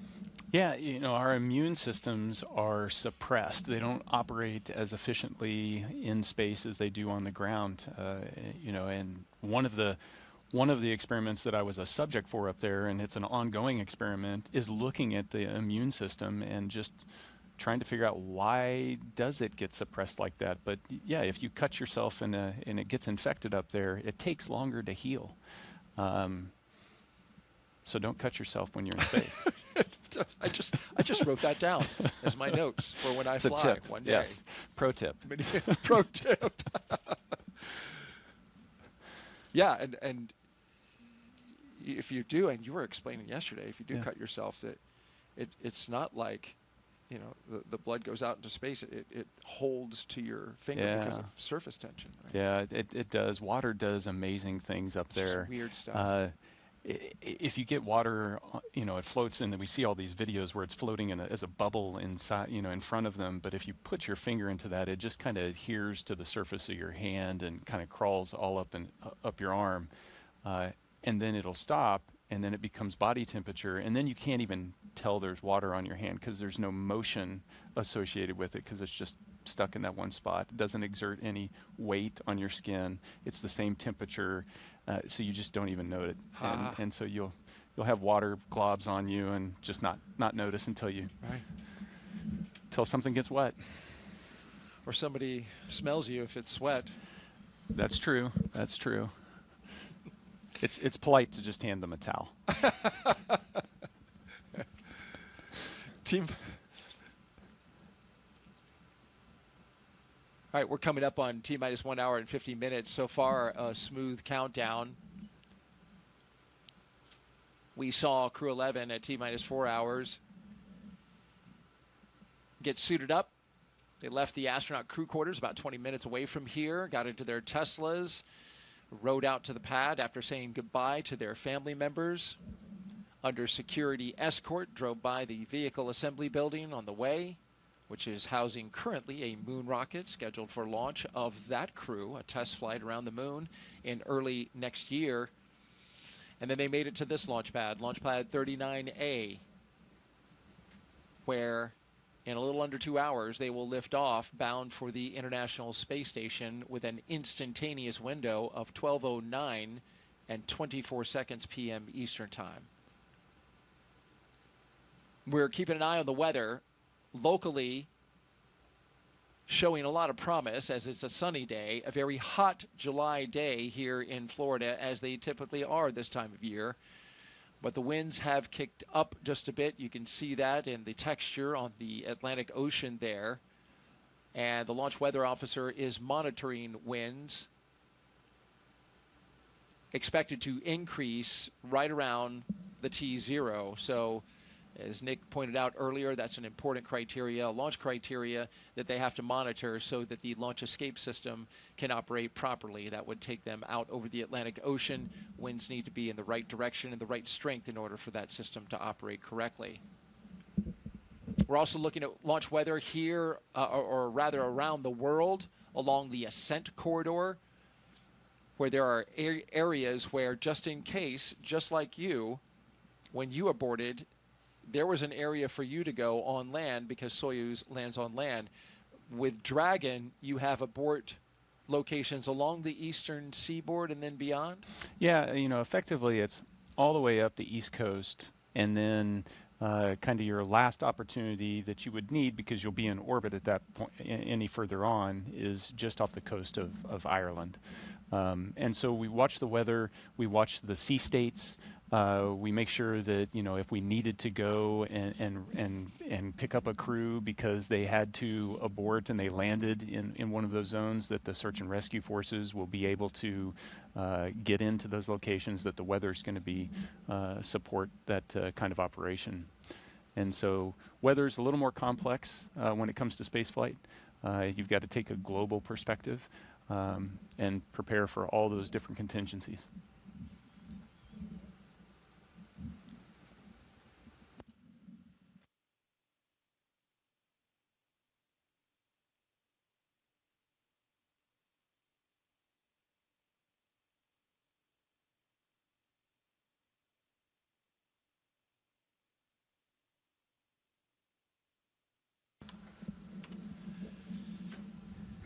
We've got the split screen there with Crew-11 on the inside. That camera with a prominent shot of pilot Mike Fink's knees, dead center. But the rest of the crew is also there. To Mike Fink's, to screen left is mission specialist Oleg Platonov. To Fink's left, to our right, moving right to the two positions, would be our commander, Zena Cardman. And to the far, far right, next to the window, is Kimia Yui. There's a lot of rights and lefts there, Daryl. Yeah. We need some on-screen graphics to make it.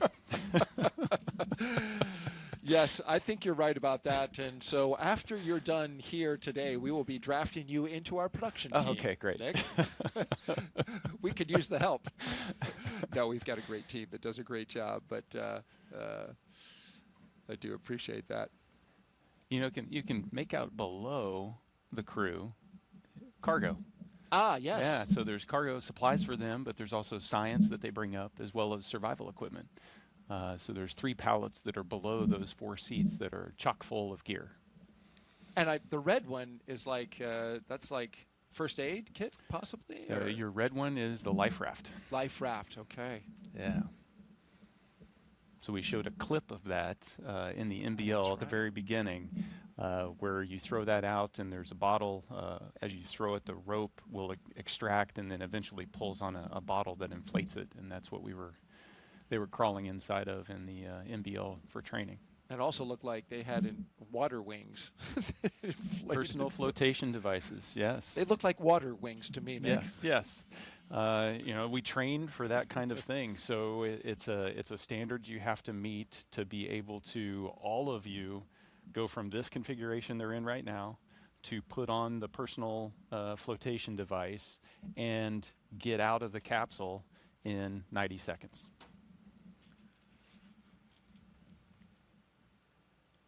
Well, their destination when they launch at 12:09 p.m. Eastern Time is the International Space Station, or ISS. This will be commemorating a significant anniversary on November 2nd. When we get to that date, we will have had 25 years of continuous human presence aboard this orbiting laboratory. And liftoff. International Space Station is underway. We are in the golden age of the space station right now in terms of the return on investment and what we're able to do there. One of the great legacies of the space station is not just going to be science, but very importantly, the international cooperation. This is perhaps most prominent, international cooperation for exploration.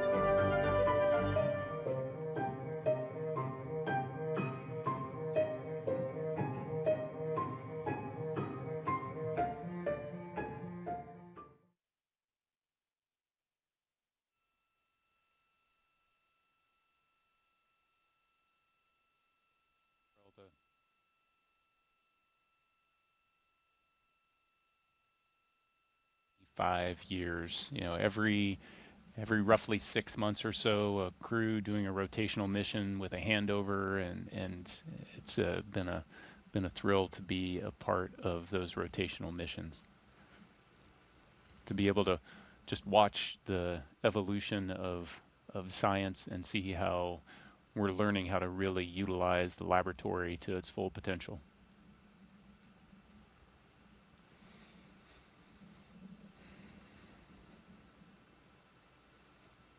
I don't know where those clouds came from.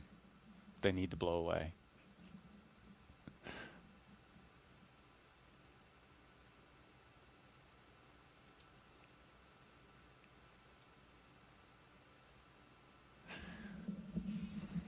So the crew's sitting in there, T-minus 1 hour and 42 minutes. This is the moment where crew is sitting in there and you don't have a lot to do except reflect. You know, the next big events are when you arm the launch escape system at about 45 minutes, T-minus 45. Prop load will start about T-minus 35. That's when there's activity and you start to bring in focus. Now it's a time-honored tradition in spaceflight to have to endure long moments of waiting for big things to happen.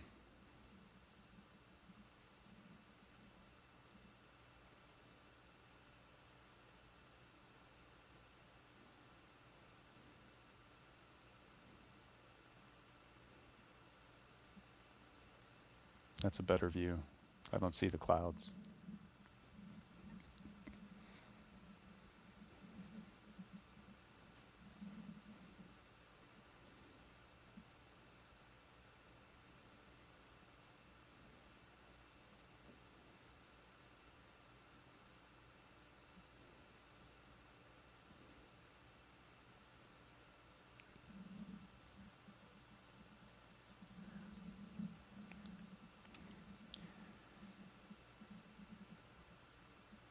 And right now, I'd like to hand it over to Mission Control. The team at Johnson Space Center is tying in with us.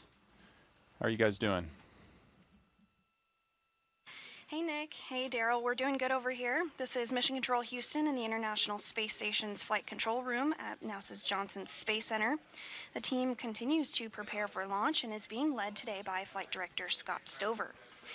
Today we will be launching the 11th rotational crew mission to the International Space Station under the agency's Commercial Crew Program.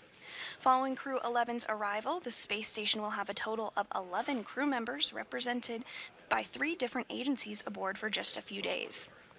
Once on board, Crew-11 will go over a brief handover period and procedures with the off-going Crew-10, including a safety briefing and orientation, and then the new crew will jump right in to help advance scientific knowledge and demonstrate new technologies. After a few days of handover activities, the members of Crew-10 will prepare for their undocking and return to Earth. Direct handovers between crews allow for continuity of the activities and helps to ensure a continuous U.S. presence on the space station, which is about to celebrate 25 years of continuous presence in November. Ahead of Crew-10's return, JAXA astronaut Takuya Onishi will turn over command of the space station to Roscosmos cosmonaut Sergei Ryzhikov. The space station is currently in Expedition 73, and in the fall, NASA astronaut Chris Williams and Roscosmos cosmonaut Sergei Kudzverchkin and Sergei Mikhailov will join the on-orbit crew. Shortly after the departure of the Soyuz MS-27 with NASA astronaut Johnny Kim coming home will mark the commencement of Expedition 74, which will be led by the new commander, Mike Fink. All of this, of course, coming up after today's launch. We continue with the countdown, and with under 2 hours before launch, we'll send it back over to the Kennedy Space Center. Daryl and Nick?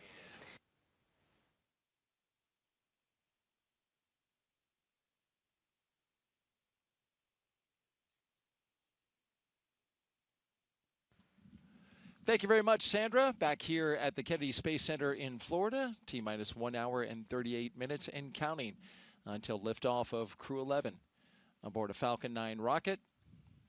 The spacecraft Endeavour, the flight leader currently in the fleet of Dragon spacecraft. It is a lovely day here in Florida.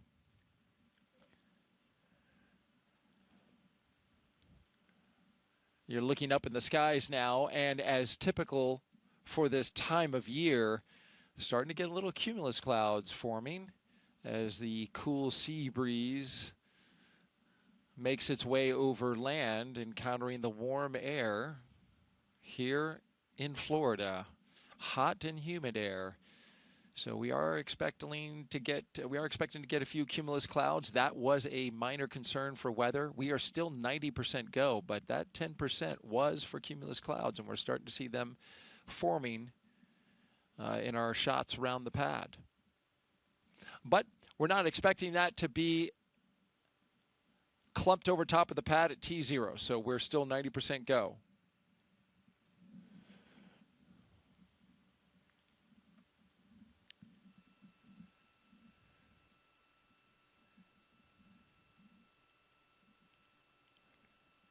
One of the first things Crew-11 did, they came together as a team, and they designed this patch that you see here. This is a tradition for all spaceflight missions, human spaceflight missions, and science missions. You design a mission patch.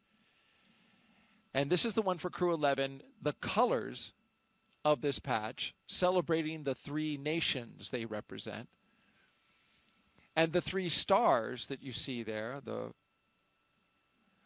ones with a starburst, they honor their space agencies working together, the 3 of them, NASA, Roscosmos, and JAXA. The 2 sunbeams that you see coming from the upper right shining down, well, they make the number 11, shining on a tiny blue dot, our home on Earth. The Dragon looks on, of course, a nod to both the spacecraft and the spirit of exploration, while a red flame wraps around it all, symbolizing the full journey, launch, life in space, and a safe return home. And if you look closely, you can see a tribute to their children in the stars. This is a reminder that the missions like this, as we know, when we got the question from 8-year-old Knox earlier, they help to inspire the next generation. Appreciate all those young folks who get the bug for space knowledge and to learn about space and exploration, which requires a good foundation in STEM, science, technology, engineering, and mathematics. Yeah, it all starts with education. I think kids grow up, children grow up inherently curious. I mean, we've been there and we've asked why, and we've all been in the position where we've had, someone sit there and just continue to ask why. That's really what we're doing on the station with all of our research, all of our exploration. We're asking the question why in a bunch of different ways and trying to find the answers. That we're just wired that way. Mm. It is so true. And speaking of kids, kids are on the mind of some of our crew members. Talking about Oleg Platonov. He has a child whose toy he is bringing aboard the International Space Station, taking one of his kids' toys so that it will be a spaceflight flown toy when it comes back down to Earth, along, of course, with pictures and some other artifacts. But each one of the crew members gets to take something up, and that's what Oleg's taking. Yeah. So I hope it's not his kid's favorite toy. Yeah, because he's going to be without it for a while. No, but that might cause more of a problem on Earth. But it's something absolutely that Oleg's child's going to just cherish the rest of his life, and having the opportunity to bring up little things to be able to give as mementos to friends and family is huge. Oleg's fellow mission specialist, Kimya Yui, well, he's bringing a lot of pictures of family, friends, and colleagues. And one of the pictures he's going to take up, he's going to then give back to the people who gave him the photo. So that's a touching thing. We talked earlier in the show about what Mike Fink is bringing up. He's bringing up a Gamasa from the state of Assam. He, of course, said in a press conference recently, he's been married 25 and a half years. To a wife, his wife of Indian origin, and the Gamasa is a silk scarf that carries with it the blessings for his trip to the ISS from her side of the family. And he's taken one not only on this mission, but he's taken that Gamasa on all 3 of his previous missions as well. Yeah. Good luck charm. I'd stick with it. It's working well for him. That's right. Whatever you took on your first flight, I hope you put somewhere, buried somewhere. No, just kidding. So I use the same zero-G indicator on all 3 flights. Did you? Yeah. You're not. You're like, no, I'm not buying any of this luck stuff. You're like, let's stick with what works. I trust the people behind it. That's a great answer. And then, of course, finally, Xena, our commander, she's, of course, taking, like the rest, photographs of family and friends. But because of her previous assignment to Crew-9, the mission that you ended up commanding, her stuff went up early. And one of the things that she mentioned that she is taking up and shared with the public was that she has some cards that were written by her late father that she included in Crew-9, but now we're coming up on anniversaries and a certain amount of time that he has not been with her, and she gets to now see those cards again when she arrives at the International Space Station. Yeah, it's truly touching, and you know, it was one of those things. Once Alex and I got to the station, being able to make sure that we got that stuff set aside and ready for her, knowing that she was going to come in trail, and no, it's going to be a special moment for her. That's right. You actually had her stuff put into place. Yeah, packaged it all up. Yep. She may even have a birthday gift up there waiting for her. Who knows? Well, well. Teaser. What is it? Nice try. Well, it'll be up to her on whether she shares it or not, but we'll stay tuned. We will stay tuned. Yeah, but you know, those things show you that it is a very human endeavor.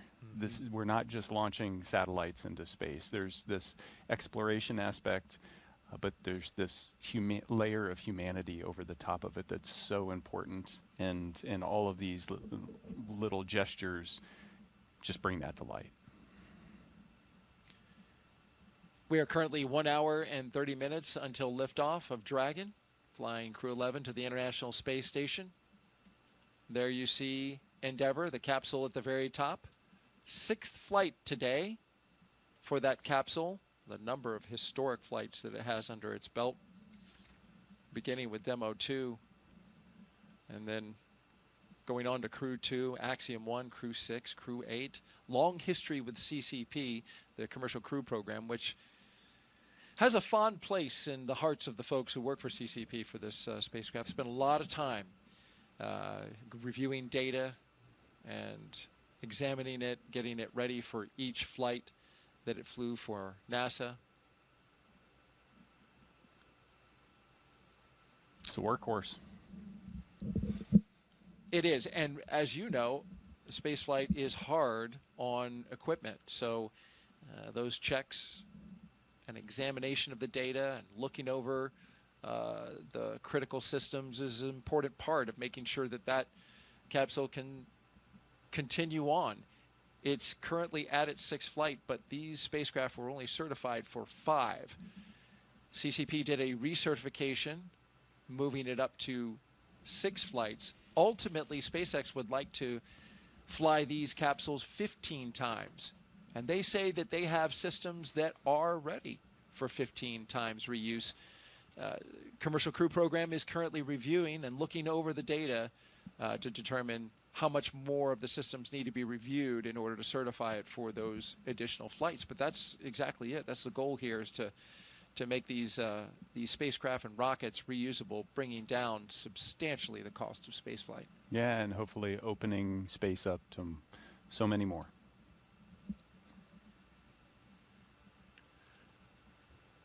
As we wait for the upcoming joiner, less than 20 minutes away from joining our friends with SpaceX as they will continue on with us in our launch coverage. We'll have everybody up on camera. We'll turn our cameras on. They'll turn theirs on, and we'll get to see everybody from our locations around the United States, both here in Florida and Texas and California. Let's talk a little bit more about the science, in particular what Crew-11 is going to be working on. One of the questions they're facing is, how do you grow vitamins in space or even use viruses to help fight bacteria on a spacecraft? Well, for the past year and a half, Crew-11 has been training to support cutting-edge research like this aboard the International Space Station. First up, Bionutrients 3. The study is looking at how to make essential vitamins and nutrients in space so astronauts can stay healthy on long missions. They'll be testing samples like yogurt, kefir, and a yeast-based drink to see how well they work in microgravity. Next up is Stem Cell X IP1, which uses space to grow stem cells.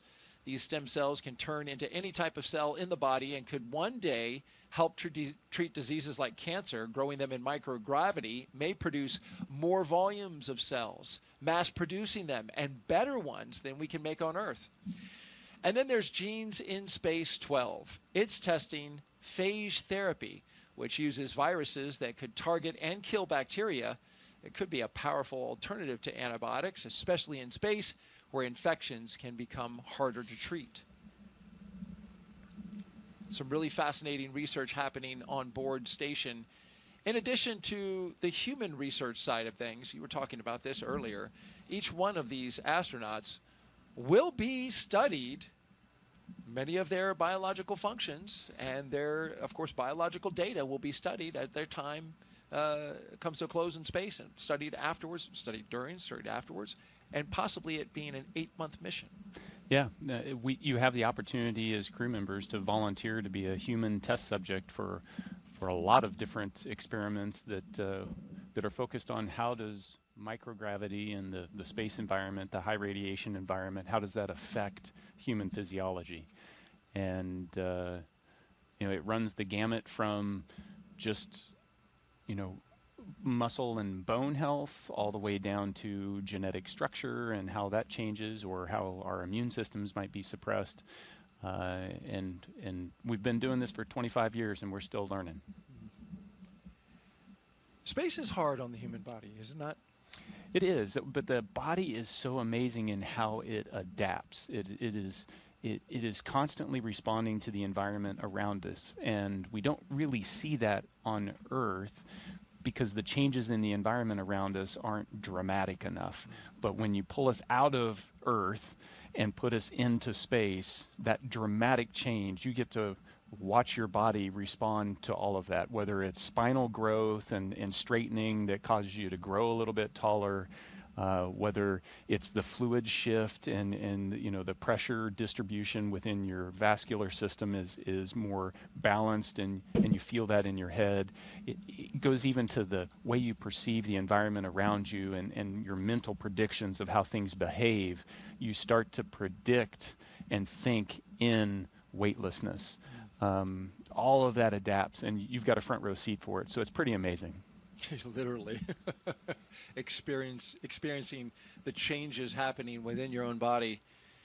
Jessica Muir says she came back and she could actually see better than she did before because of that, the pressure of microgravity exerting differently on her eyeball than it does under being back on the Earth with regular gravity. Yeah, and we're still trying to understand the root source of why those changes in vision happen, why the changes in our eyes occur. I wish I had her problem because now I'm wearing glasses as a result of that. So it can go both ways. It can cut both ways. Okay. And who knows, Nick? You might have been bound for glasses anyway. No? Well, I mean, everybody is at some point. Right. You just called me old? Is that what happened? It was very subtle. You did catch it, though. Yeah, I did. T-minus 1 hour and 23 minutes. I'm Daryl Nail with NASA Communications, and I'm joined by Nick Hague, NASA astronaut and Brigadier General with the Space Force. We have social questions. Keep them coming. We've had some great ones so far. Just use the hashtag AskNASA and send us those questions on Facebook, X, YouTube, and Twitch. We've got a person who's monitoring our social feeds right now, looking for great questions. And here's one from Joshua R. Collins. Does the whole crew have the same doctor, or does each crew member have their own? Is it their regular personal doctor or a NASA medical team doctor? So each space agency provides a medical team to support their astronauts or cosmonauts. So you'll, for Crew-11 in particular, you're going to have a NASA flight doc team of a surgeon, flight surgeon, primary and deputy, that will support Xena and Mike. And then you're going to have separate medical teams supporting Kimya and then a Roscosmos team supporting Oleg. Those, in the NASA, if I look at how NASA supports us with medical, the personal doctor is your flight doctor. And so the person that sees you day to day for the years leading up to your mission is the same person that is supporting you throughout your mission, and then after your mission when you're rehabilitating, and then beyond. And so that flight medicine team is one of those key relationships that you develop once you join the astronaut corps.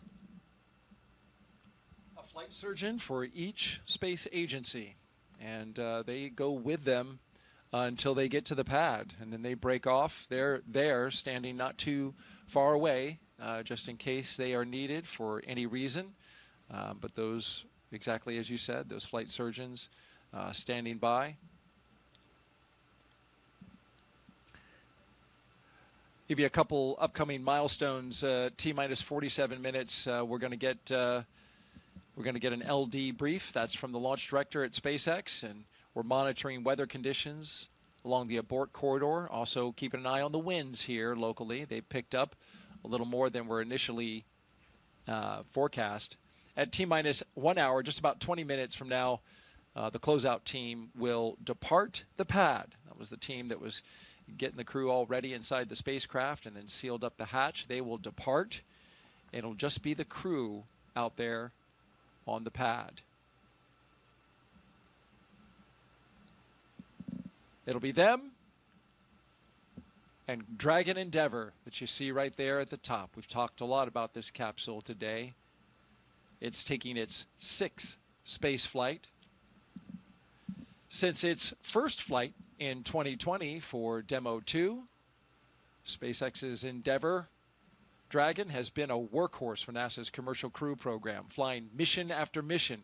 It has safely carried astronauts to the International Space Station 5 times. Demo 2, Crew 2 in 2021, Axiom Mission 1 in 2022, Crew 6 in 2023, and Crew 8 in 2024. In all, Endeavour has flown 9 NASA astronauts, 3 space tourists, 2 Roscosmos cosmonauts, 1 retired NASA astronaut, 1 ESA astronaut, and an Arab astronaut from the UAE to and from the International Space Station. Crew-11 marks Endeavour's 6th mission, the flight leader to the ISS. And we leave you now with dancing from Crew-1. Apparently choreographed as well. Look at that. And they had their act together. What choreographed dance moves did you do, Nick? Don't dance. That's one thing that don't didn't. Dance. That's one thing that didn't translate into space. Yeah, I don't dance on Earth, and I didn't dance in space. But you can do somersaults and flips and twists, though.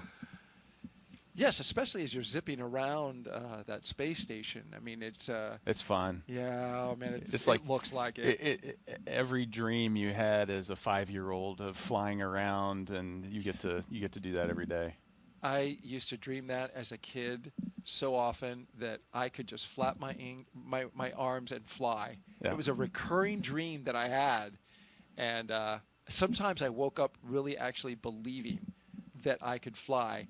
I can imagine when you're on the ISS, you wake up and it's like you get to just do it again day after day. Yeah. It's real. That dream is real. It's your new normal. Yeah. And you just have fun with it. You float over and grab your your drink bag to rehydrate your morning coffee, and you can do a backflip between that and the water dispenser, and you just play with it. You know, you don't need to use utensils to eat. You can just put the food out in the air in front of you and pretend like you're in an aquarium.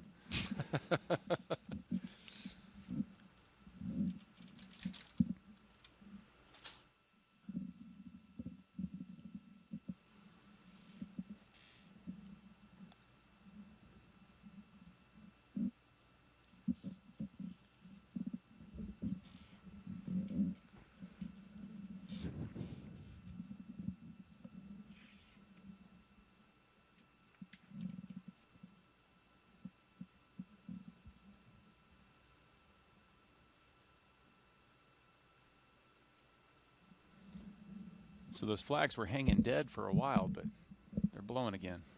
Yeah, that's the breeze that the forecasters looked at the charts and the data that they have around all the instruments that we have around the Kennedy Space Center. And early this morning forecast an earlier kick up to those winds. And so we're seeing them now. They've got a forecast for 14 knots around liftoff time with a peak of 18 knots. Of course, they're going to reevaluate that here in about 25 minutes or so. And of course, we'll be listening in to the launch communications by the team, making sure we keep you updated to their progress. We have a launch opportunity today at 12:09 p.m. Eastern Time, but if for some reason the weather does not work out, we have opportunities the following days. Tomorrow, on Friday, August 1st, where we have an 85% go for weather, with the only concern being potential cumulus clouds like we're seeing today.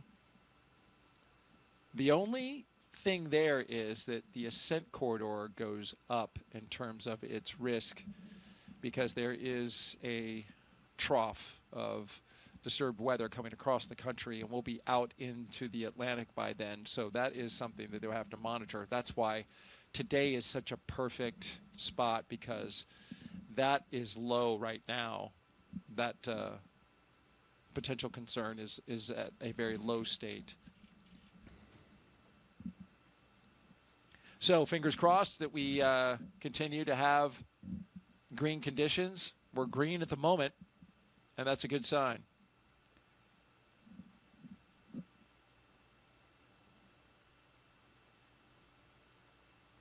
We're T-minus 1 hour and 15 minutes until the liftoff of Crew-11 on a Falcon 9 rocket to the International Space Station. Thank you for joining us.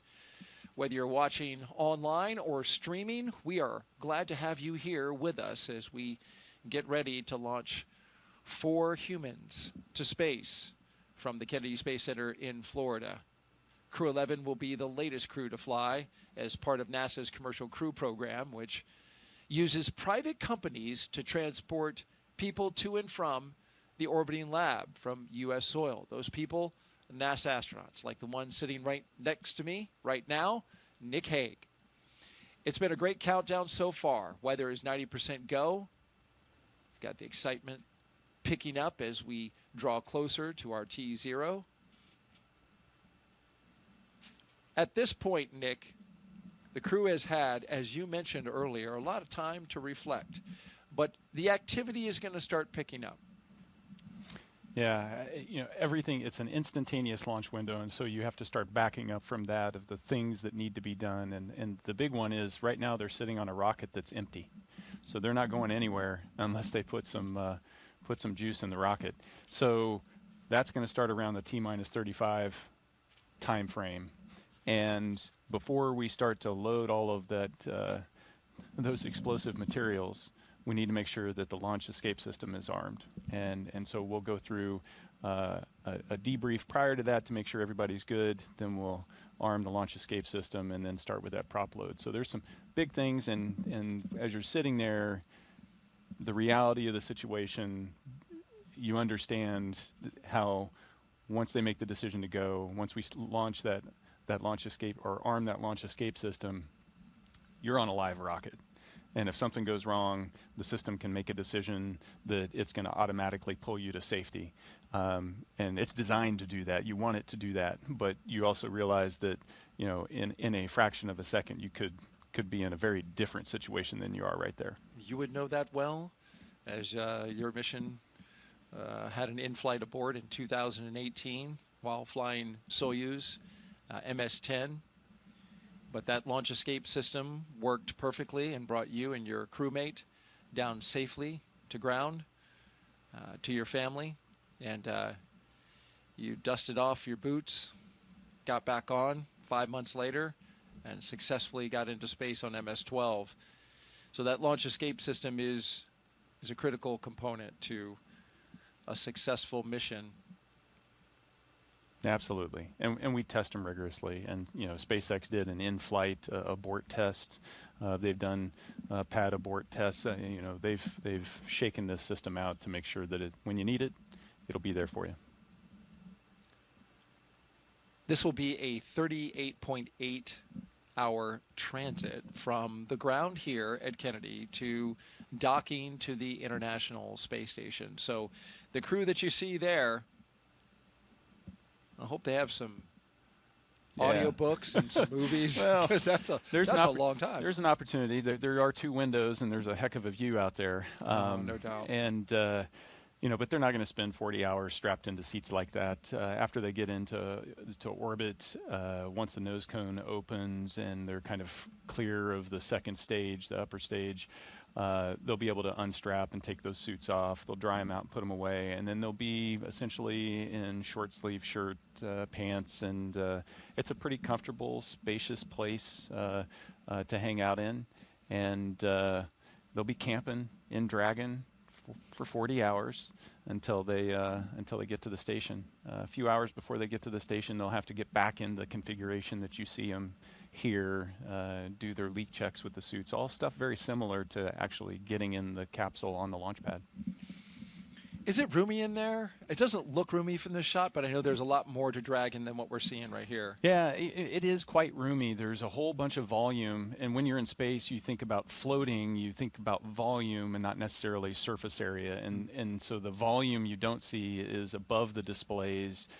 You can fit a couple people up in the space on the top of the screen that's off screen that you just can't see. And then down by the cargo underneath their feet, there's a whole bunch of space down there. So those footrests you can take off, kind of stuff them under the seats. It creates this nice big volume. You can pull out your food and your drinks. You can stick things to the walls. And, you know, but it's like camping in a SUV. There's room, but you're still in an SUV. And you got to communicate, like, hey, excuse me, can I get over there, or can I get around you? And yeah, you know, let me put up the privacy curtain. I have to use the restroom. You're looking at a live view of Crew-11 at Launch Complex 39A at the Kennedy Space Center in Florida. Stay right here. In just a few moments, we'll be expanding our live launch coverage.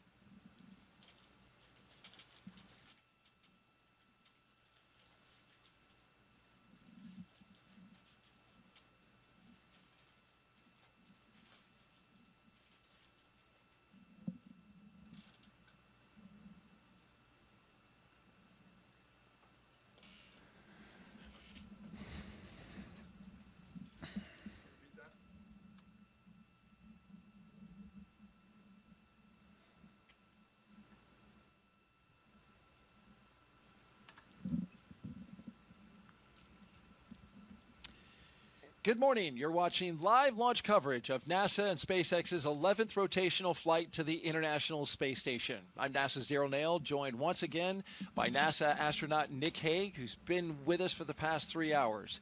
Liftoff is set for 12:09 p.m. Eastern Time from Launchpad 39A here at the Kennedy Space Center.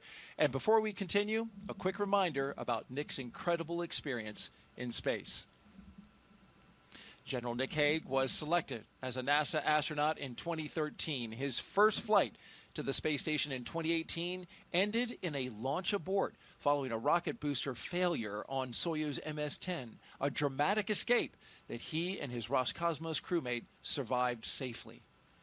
He returned to space in 2019 here on Soyuz MS-12, spending 203 days on the ISS.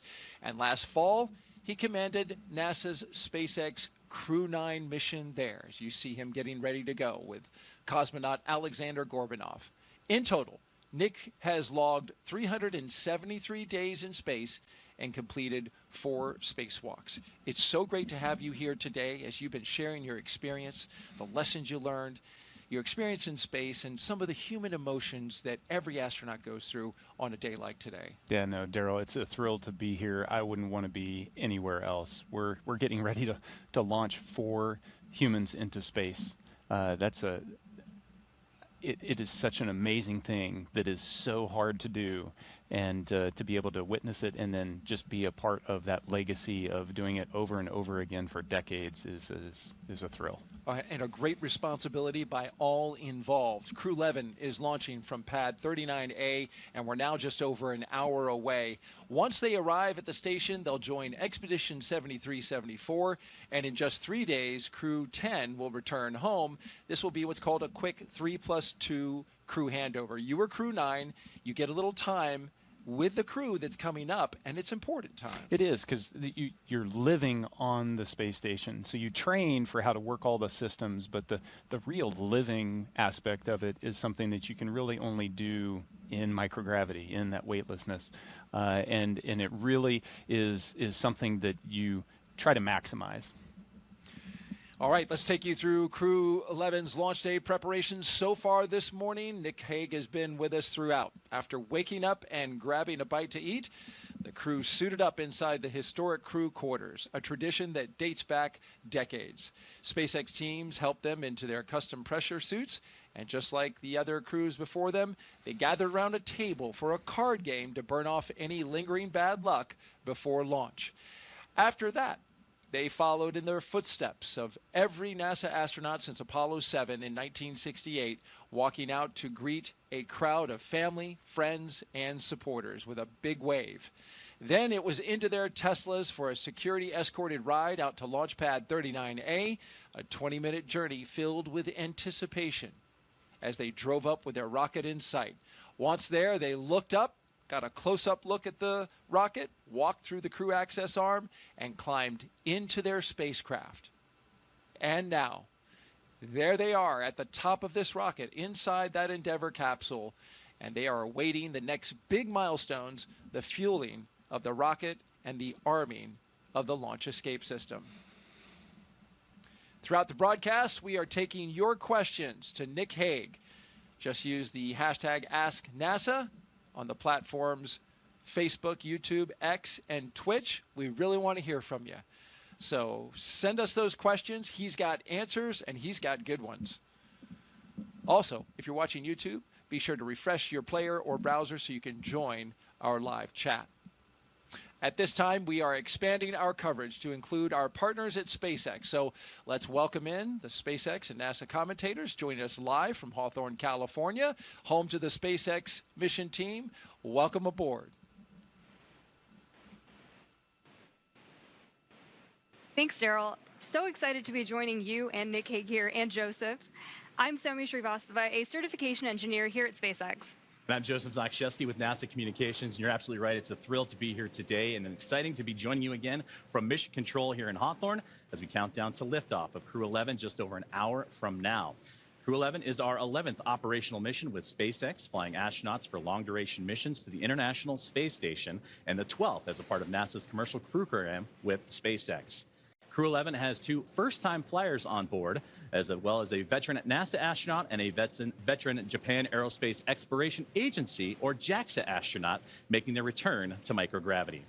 The multinational crew also represents 3 different space agencies: NASA, JAXA, and Roscosmos. Today's crew will fly aboard Dragon Endeavour, which was the first operational Dragon to carry crew on board during SpaceX and NASA's Demo 2 mission in 2020 with astronauts Bob and Doug. Endeavour has been pretty busy since then, having also flown NASA's Crew-2 mission, AX-1, and NASA's Crew-6 and Crew-8 missions. This will be the first Dragon to fly 6 times. Overall, for the Dragon fleet, this will be Dragon's 49th visit to the space station and its 19th human spaceflight mission overall, and the 5th Dragon flight just this year. Now, over the last 3+ hours, Crew-11 has been going through all the detailed process of getting ready for their mission, as you've been following along with Nick and Daryl from the Cape to the International Space Station. So let's introduce you to the crew. In the commander's seat is NASA astronaut Zena Cardman, who will be conducting her first space flight. She holds a Master of Science in Marine Sciences from the University of North Carolina, Chapel Hill.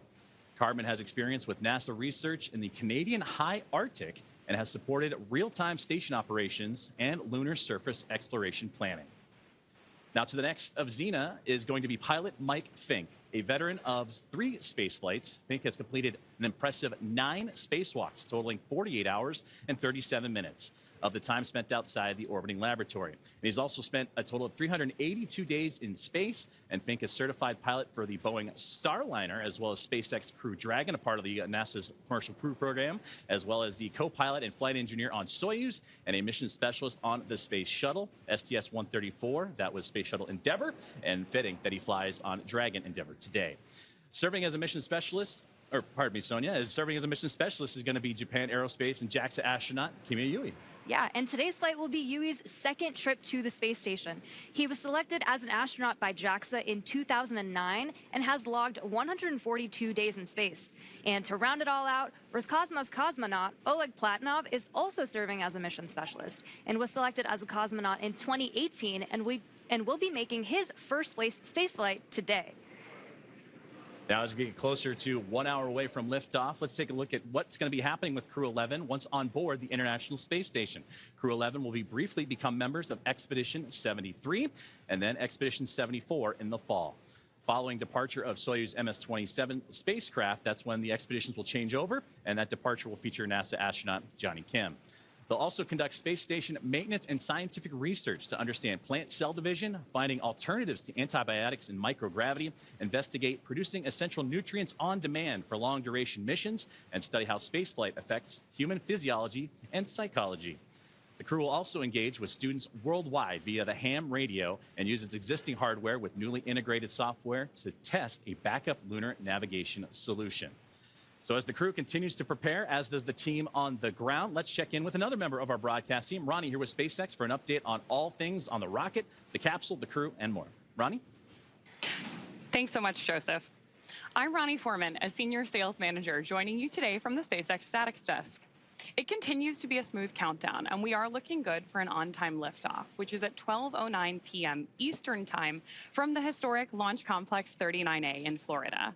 Now, coming up here in just about 15 minutes, we're going to be listening in for our team to report our final readiness for propellant load with a final go, no-go poll. Of course, here on the ground, teams will be staffed around the clock in Mission Control, which is just behind me here in Hawthorne, to monitor Dragon and the mission, not just today, but throughout the entire mission, from liftoff to Crew-11's arrival at the space station, all the way through splashdown when our astronauts return home. On console or on headset in Mission Control, as you can see on your screen right now. Tank isolation valves to equalize low flow pressure.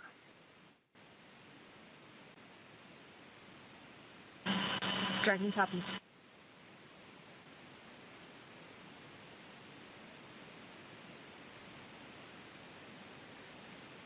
We've got some good live action there from our teammates in Mission Control.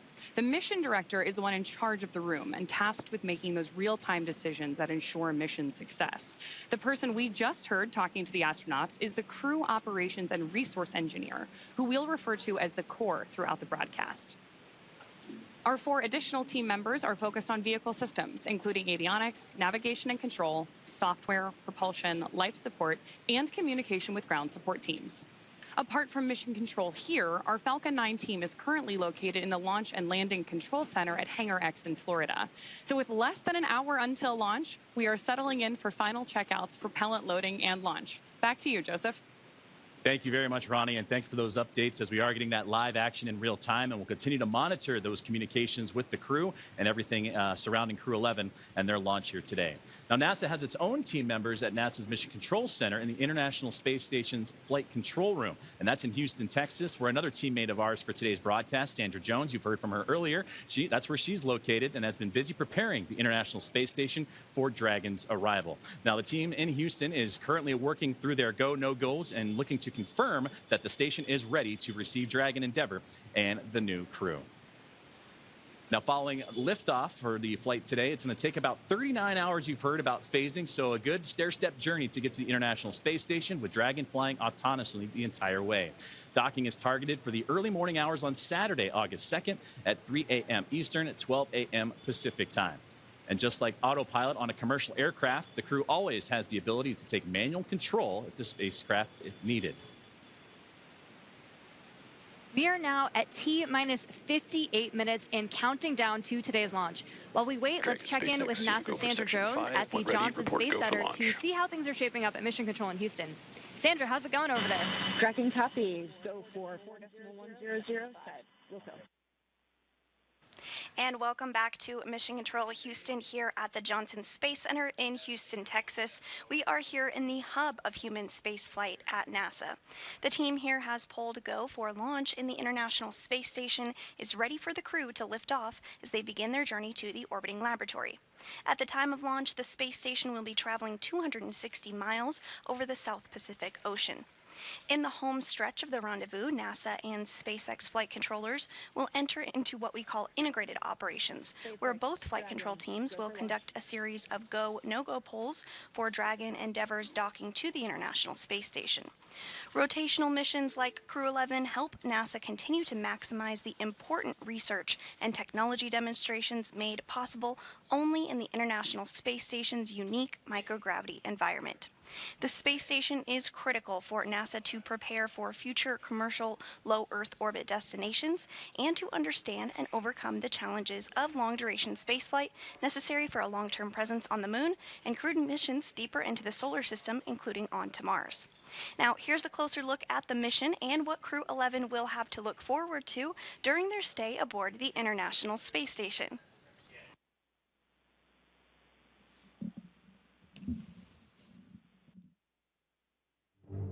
International Space Station, one of humanity's greatest accomplishments so far. 15 countries working together and adding more all the time that have helped plan, build, and fly the International Space Station. And it just shows what human beings can do when we work together.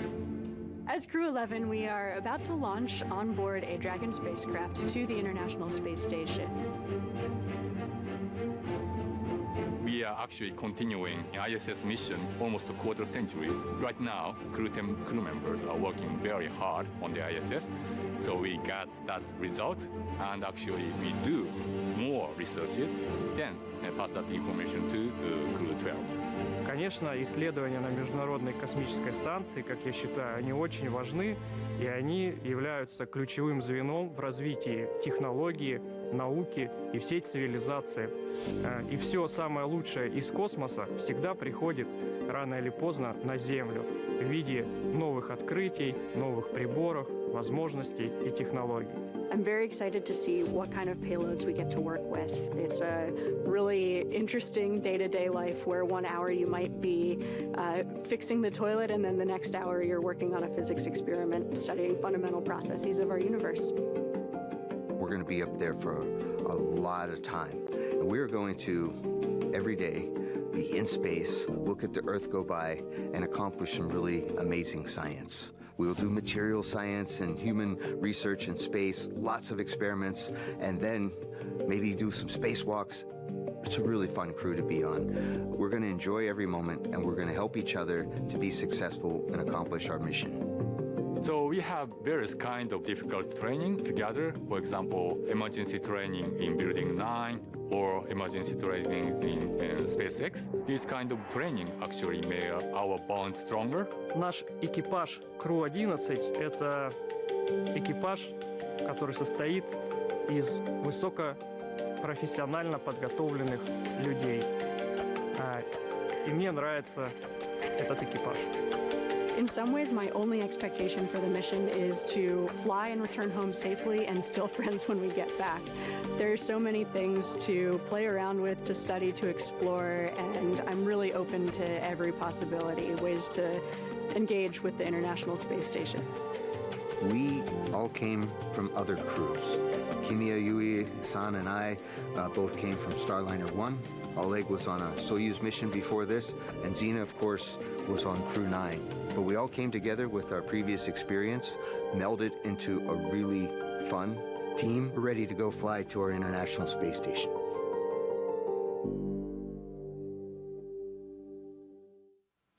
And we're back at the Kennedy Space Center in Florida as we have a beautiful shot from our flight helicopter right there of the vehicle assembly building. The Artemis II mission, the rocket inside, will launch early next year, 4 astronauts around the moon. But we are focused now on that launch pad that you see right ahead of us, which is Launchpad 39A and the Falcon 9 rocket with the Endeavour spacecraft on top of it. We've got 4 astronauts inside right now getting ready to launch to the International Space Station.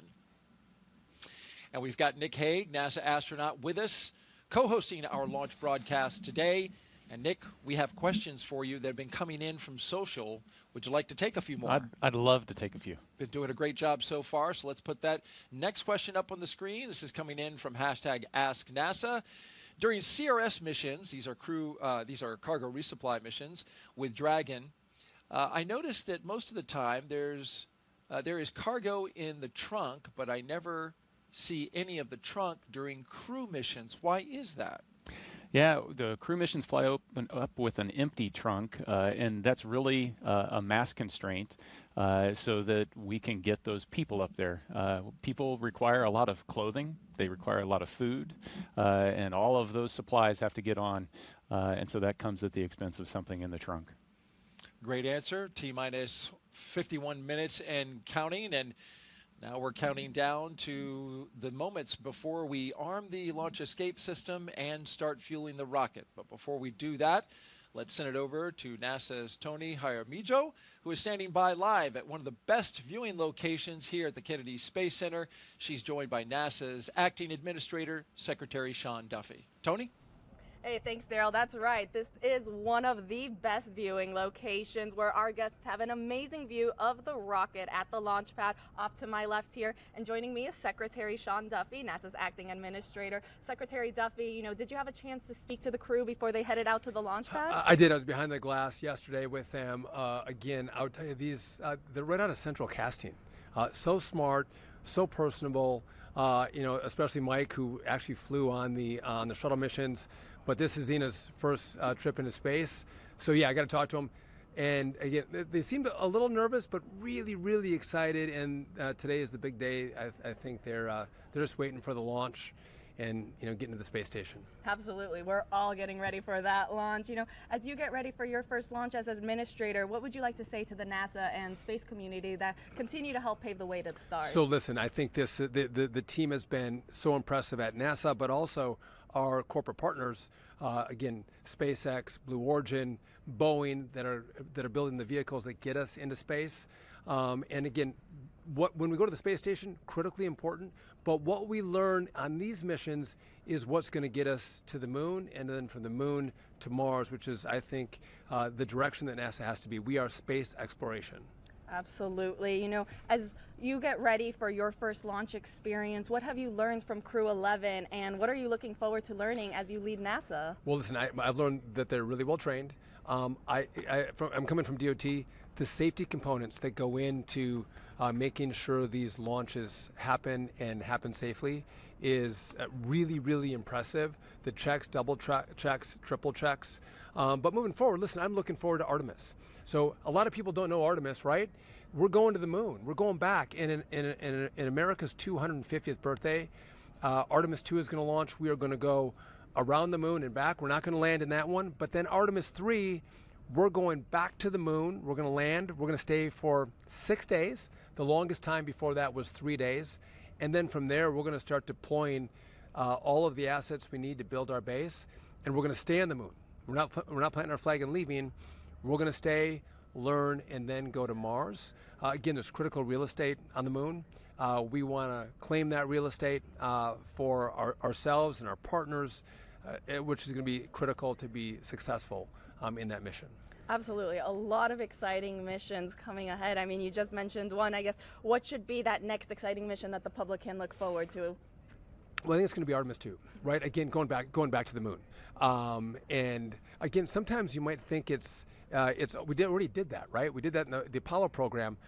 But what's happening with technology to get us there, it's revolutionary. And what I love is sometimes people go like, well, what does this mean for us on Earth? Why are we doing this? Well, there's the exploration point of being an American, and that's what we do. We explore. We were pioneers.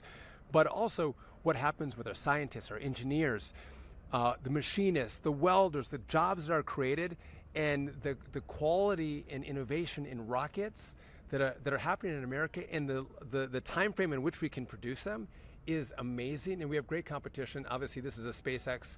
So over here, it's a SpaceX rocket, which they've been remarkable. But again, we have our other players who are chomping at the bit, and they're great partners. And again, we want to have a vibrant private sector business that partners with NASA as we accomplish these missions. Absolutely, and we are very much looking forward to Artemis 2. Secretary Duffy, thank you so much for joining us. Now we'll send it back to our team in Hawthorne.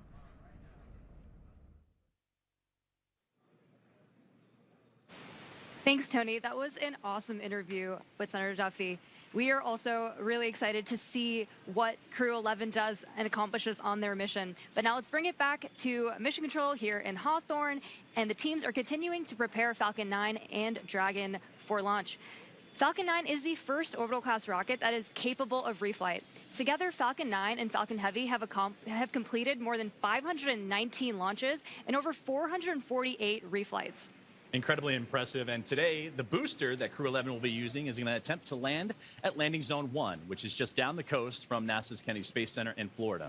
This will be the third flight of this particular first-stage booster after supporting a Starlink mission earlier and recently Axiom Mission 4.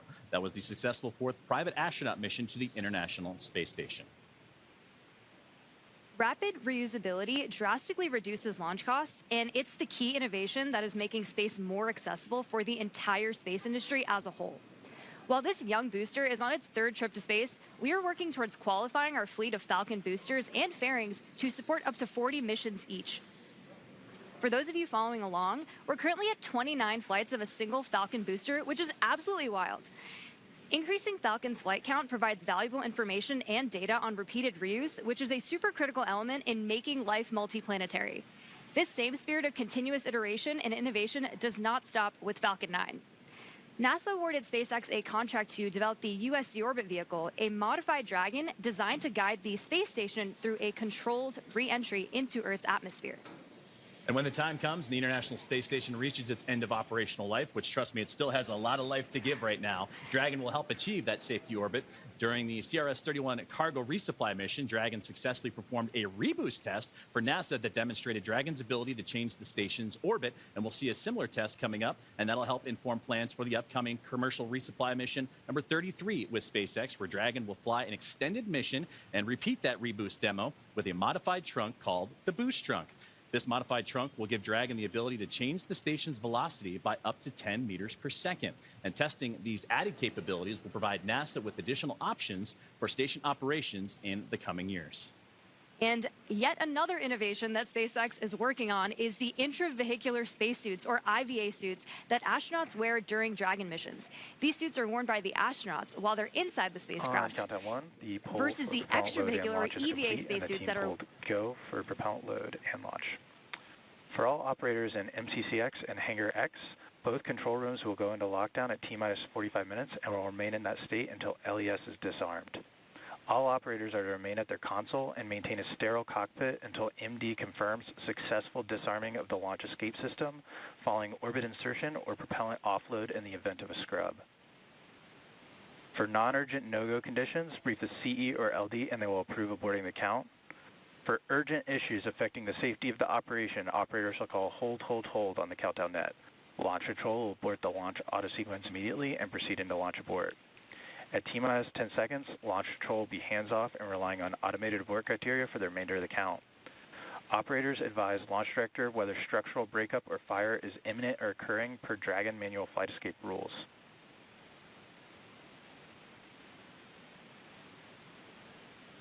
Launch control, you may proceed with arming the crew arm for movement.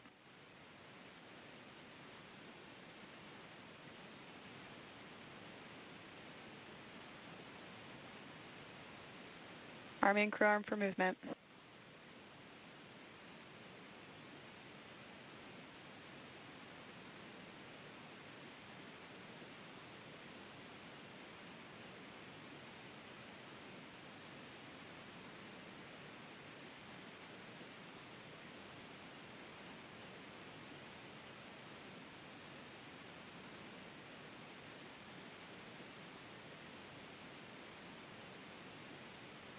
Crew access arm retraction started.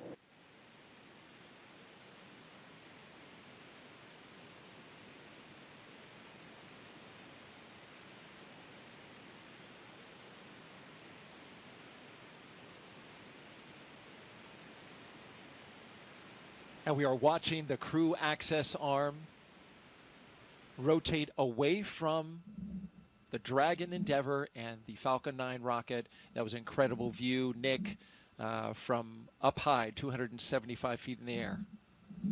Yeah, and so as the arm goes away, that's really your first unobstructed view out those two windows inside the Dragon capsule.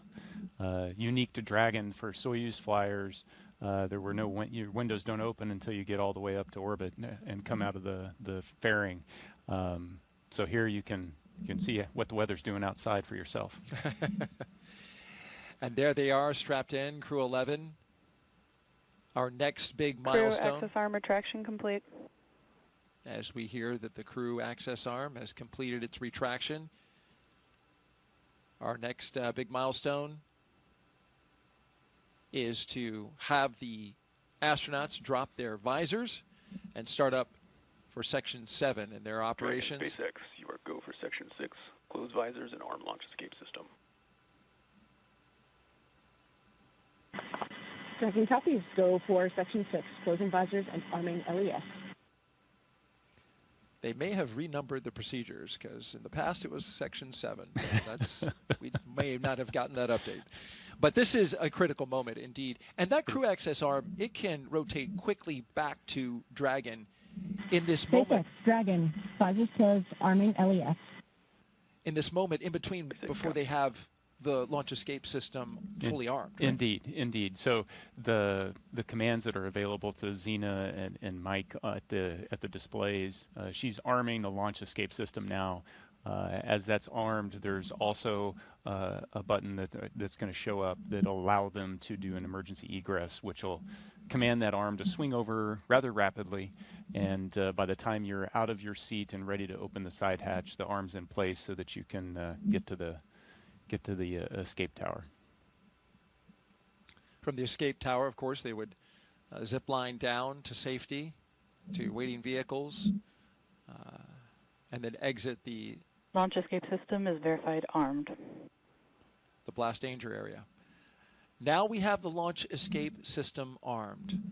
This is a critically important system, Nick, that you actually had to use on one of your missions, MS-10, back in 2018, that saved your life and the life of your fellow crew member. It's part of spaceflight today. What does it provide for this crew in this moment? Yeah, in this moment, it's its safety net. So the launch escape system is constantly trying to determine, is everything going okay? And it does that with looking at a bunch of different parameters. But as long as those stay within bounds, it doesn't do anything. But if something changes, or if there is a handle that the crew can initiate the launch escape, if that's activated, then this is going to separate them from that rocket and get them to a safe distance. And it's from the point right now on the pad all the way until they're in orbit. They've got continual safety net there to protect them. That capsule can get up in a hurry, too, as you were mentioning with these abort systems. They got to move quickly, going 436 miles per hour In a matter of 7.5 seconds, the Dragon can do that when it fires up its Super Draco engines if it were needing to get away from the pad in a hurry. Yeah, absolutely. You want to, we're about to load the rocket full of fuel and oxidizer. And so if that energy is released, you need to be as far away from it as you can be. And so that escape system is designed to get them away in a heartbeat. As long as everything continues nominally, it's our hope that that system will not be needed today. As we march towards loading those propellants Nick was talking about, that begins at T-minus 35 minutes and counting. Another big moment when they start flowing RP-1, Rocket Propellant 1, which is a refined form of kerosene, similar to jet fuel, as well as that oxidizer that together produce that 1.8 million pounds of thrust to lift that rocket and the crew into space. Yeah, it's definitely an important moment, but it's also an exhilarating moment because this is when you start to hear the rocket come alive. The pumps and the fluid moving and the vibrations and it's, you know, Dragon starts to have a personality, if you will. You can hear those sounds, right? Valves moving and clicking. You feel it, yeah. You hear it, you feel it. T-minus 37 minutes and counting until liftoff. We're just 2 minutes away from beginning to load propellant into the Falcon 9 rocket.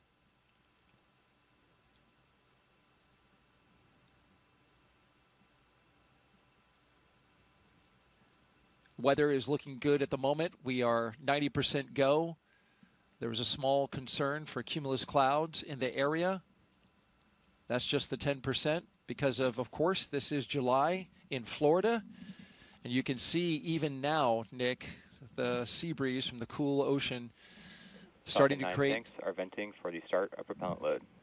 Starting to create those little cumulus clouds bubbling up around the pad. We had a clear sky earlier. We're getting a little bit now, but overall, we're expecting that should be clear. I see blue. It's the glass half full. I like that. As long as we have that blue sky straight over top of the rocket and 10 miles out, we are good to go. And so far, right now, green conditions.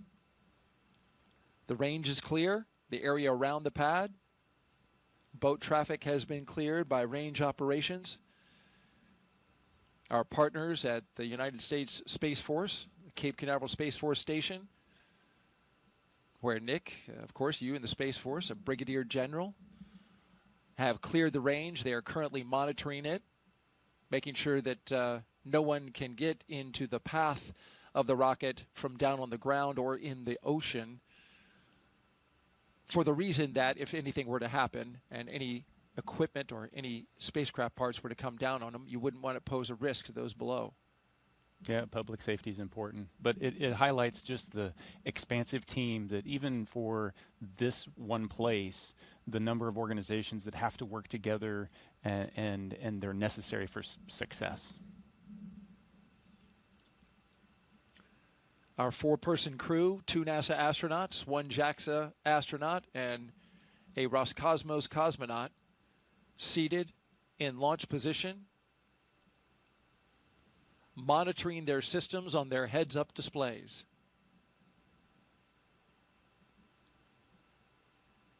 In the foreground on the right, that is a launch tower for Starship, the vehicle that SpaceX is currently testing and developing for use, among other things, in the human landing system for NASA. The launch auto sequence has started. And that's the call that begins the propellant flowing into the rocket. And now we are on an autonomous timeline counting down to 0 at 12:09 p.m. Eastern Time. This is a good milestone. It really signals that we're going to space. Yeah, it's the clock is definitely ticking. Up to this point, the crew's been strapped in for a little more than 2 hours. There's been margin built into the schedule just in case, the side hatch doesn't pass its leak check or a suit doesn't, whatever pops up, we've got a little margin. As we get closer and closer to liftoff, that margin disappears. And so now we're on a pretty tight timeline all the way down. 35 minutes to launch. The visors have been closed since they armed the launch escape. It's been about 8 minutes. It's at this point where I'm sitting there going, I wish I had scratched my nose before I put my visor down and trying to figure out how I'm going to do that, because they're going to be like this for another 45 minutes with the visors down. Boy, that sounds like a long time when you put it that way. Well, there's great anticipation, right? This is the moment they've been training for, a year in the making. For Zena Cardman, who's essentially trained twice, even longer than that. They have been looking forward to this moment for so long and training so intensely, and here it is upon us. Yeah, and the time for reflection was in those 2 hours leading up to this point. At this point, now it's the mental rehearsing. They're chair flying exactly what's going to happen during the next 10 minutes when they lift off, and all the different things that they're going to need to do, as well as the couple few activities that they're going to have once they get to orbit. Chair flying. That's what our astronauts are doing right now, and we'll stay with them as we count this down. For now, let's send it out to SpaceX in California.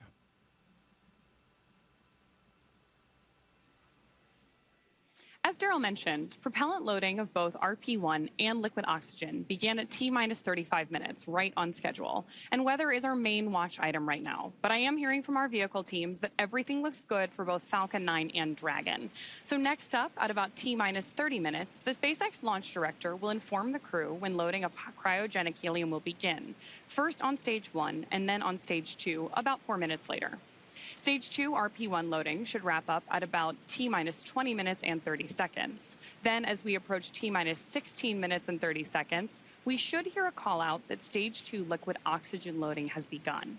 So with all of those consumables being loaded onto the rocket, if we have to call a hold for any reason at this point, like potentially due to weather, we would have to stand down and target our backup launch opportunity, which is tomorrow, Friday, August 1st, at 11:43 a.m. Eastern Time.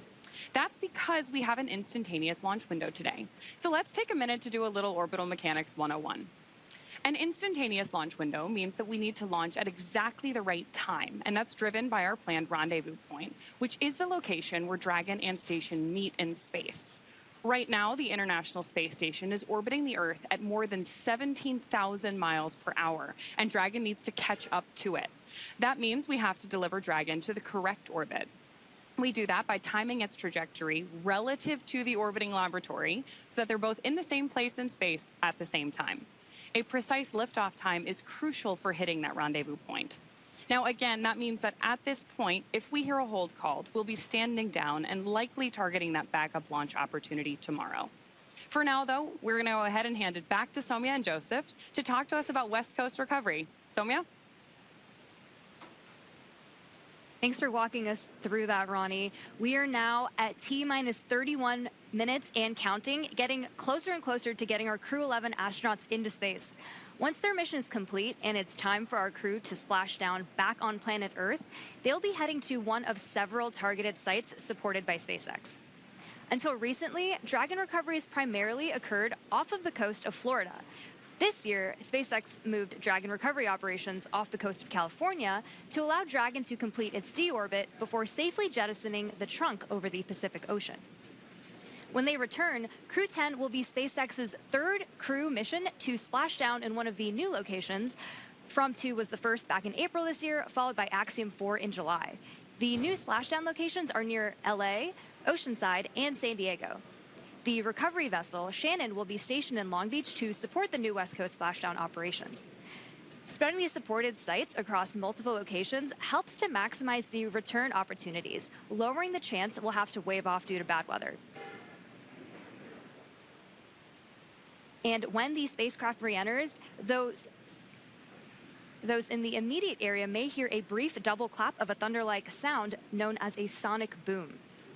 I can't wait to hear one myself one day, but to hear everything that's gone on and to move operations to the West Coast has been incredible to watch, both from a SpaceX standpoint and from NASA, to see the teams across the country working together, the International Space Station Commercial Crew Program. And like Nick mentioned earlier, there's an army behind every one of those movements and getting ready and preparing for these West Coast splashdowns. So it's going to be phenomenal to watch and see NASA's first crew mission return on the West Coast. Well, back to today's mission, Crew-11, as they continue to get ready to go. They're inside now half an hour until launch time. Let's take a look at more and a bit more and learn about the astronauts flying today. I think it's really innate in our human nature to want to keep exploring and to keep pushing boundaries. Everything that we do in space is ultimately for Earth and for the human species.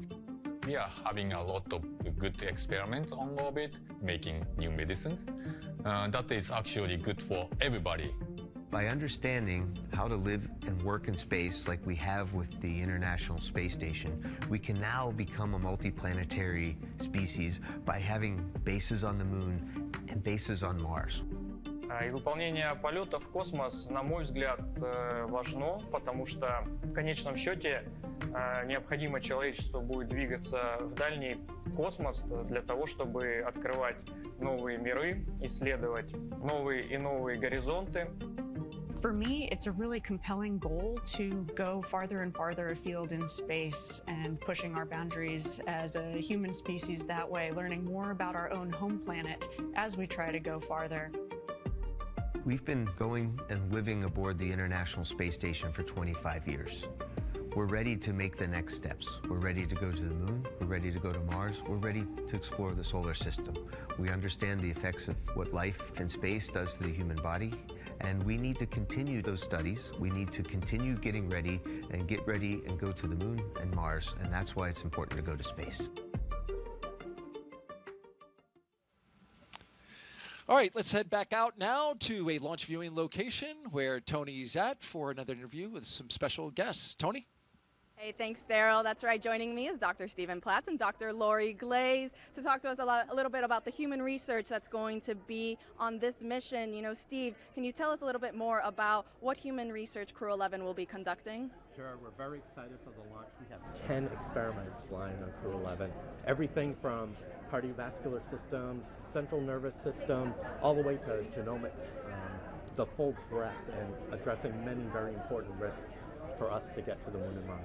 That's a lot. You know, speaking of the Moon and Mars, Lori, how does the human research conducted on Space Station help us for those future missions to the lunar surface and eventually Mars? I'm so glad you asked that question. You know, a lot of times we talk about the future, you know, we're going to explore the Moon and Mars.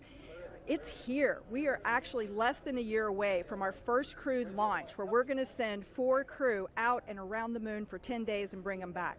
And then about a year after that, we're going to land on the Moon. And we need to be ready, right? We need to be ready for the trips to the Moon and then eventually to Mars. Our crew are going to need to be able to thrive in an environment where they're in microgravity, perhaps for as long as a year. And then we're going to need them to perform on the surface of Mars under 1/3 gravity and do their exploration activities. Because we really need to understand how they're going to react and respond to that environment. And the experiments that are being done on Space Station today, it's such a unique laboratory where the kinds of things that Steve's talking about, we can study physiological responses to bones, muscles, blood flow. Mental health is an incredibly important part of this activity. And the experiments that we can do, for example, growing plants without soil, recycling water. If we have the ability to recycle water, maybe 98% of the water that the crew uses, that's less resources we need to bring along. And then sensors that can detect, for example, solar storms so that our crew can take shelter or protect themselves while they're on their journey. So again, the experiments that are being done are incredibly important to our planning, which, as I said, we're launching in less than a year. We need to be ready. That's right. I mean, a ton of valuable research that we are gathering. You know, speaking then on, you know, the research for Crew-11, Steve, I heard, you know, there's a new experiment that's going to Space Station. Tell us a little bit more about that.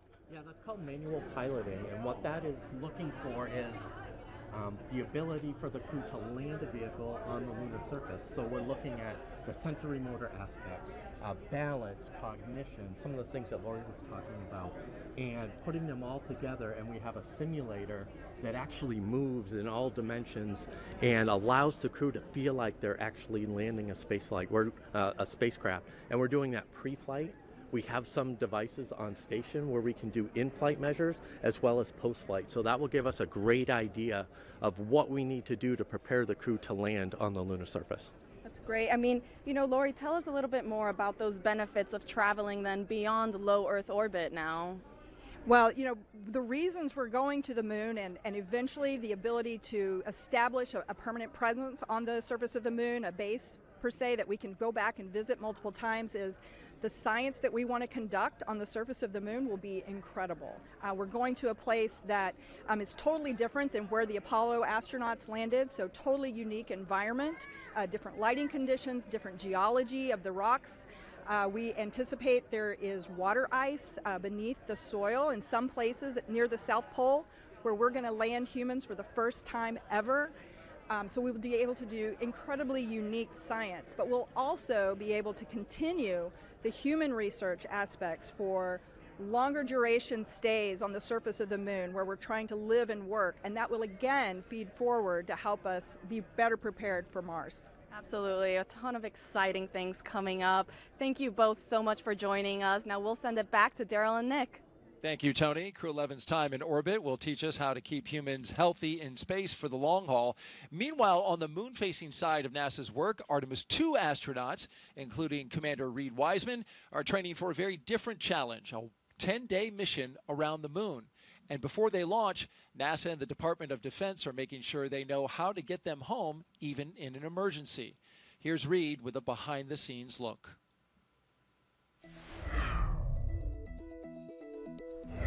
Hi, I'm NASA astronaut Reed Wiseman, commander of Artemis II. I'm here at the Kennedy Space Center in Florida, and as you can see, work is well underway for our next mission to the moon, both on land and off the coast. Back in June, teams with NASA and the Department of Defense used an area of open water off KSC to rehearse procedures for a possible rescue after an ascent abort from the SLS rocket. Instead of using astronauts, they used a set of test mannequins staged inside the crew module test article, a full-scale mock-up of the Orion spacecraft. You can see pararescuers jumped from a plane into the water with their specialized equipment, then approached the spacecraft, opened the capsule, and transported the mannequins to the helicopter safely for medical care. This was one of 2 emergency procedures they rehearsed should they need to rescue me, Victor, Christina, and Jeremy during an abort scenario. And back here on land, now that the upper stage integration is complete inside the vehicle assembly building, teams with NASA's Exploration Ground Systems have been running SLS integrated testing, where they powered up both the core stage and boosters for the first time in preparation for our 10-day journey around the moon. That's a look at your Artemis Moon Minute. For more Artemis updates, scan the QR code on your screen right here or visit nasa.gov/Artemis-Roman numeral 2. Nick, I know you're excited for Artemis. Absolutely. One of your fellow astronauts you spend a lot of time with, Christina Cook, is going up. Yeah. You know, the astronaut corps is small, so you know everybody in the corps, and so I'm excited to see all 4 of them take their trip around the moon. It's exciting. It's been a long time for NASA, more than 50 years. All right, now let's send it back to SpaceX in Hawthorne, California. Thank you very much, Daryl and Nick, and it was impressive to hear that interview and that Moon Minute, and it's amazing to see how interwoven what's being done with these crewed missions to the International Space Station and how they impact moving forward and the Artemis campaign. So incredible to see about how those 2 crews and how those 2 missions work together. Now, as we get back to today's launch, we're now approaching 20 minutes away in the countdown for NASA's SpaceX Crew-11 mission to the International Space Station. So let's take a look at Falcon 9 that's on your screen now, and that is a 2-stage rocket that is 29 feet tall and getting ready for liftoff, and again, approaching 20 minutes away. At launch time, it produces more than 1.7 million pounds of thrust. So, that is impressive firepower. Yeah, and rockets like Falcon 9 don't use all that thrust just to go straight up. Early in flight, Falcon 9 performs a gravity turn, which is a smooth pitch maneuver. RP1 load complete. Hearing good call-outs over the nets. which is a smooth pitch maneuver that tilts the rocket sideways to build up horizontal velocity. You may hear this call out about 10 seconds into launch as the vehicle is pitching downrange. And once the first stage completes its portion of the mission, it shuts down and separates. And a stage rocket like Falcon 9 sheds that booster to eliminate the weight and uncover the Merlin vacuum engine on stage 2. To reach orbit, the vehicle needs to go fast, hitting an orbital velocity of about 28,000 kilometers an hour. And that's just to keep it from falling back to Earth due to gravity. That's fast enough to lap the Earth in about 90 minutes or fly from New York to here in Hawthorne, California in under 10 minutes, which is about 7 times faster than the U.S. Air Force's SR-71 Blackbird. After stage separation, today's booster will be landing at Landing Zone 1 at Cape Canaveral Space Force Station. This particular booster will be returning to Earth for its 3rd time. The second stage takes over from there, powered by a single Merlin vacuum engine, also known as the MVAC. With its extended nozzle and optimized design, the MVAC drives maximum performance, producing 220,000 pounds of thrust in the vacuum of space. On today's mission, we'll light that engine 4 times before deploying the final payload into orbit. Now, so much of what makes Falcon 9 remarkable happens in flight. SpaceX for countdown check-in brief.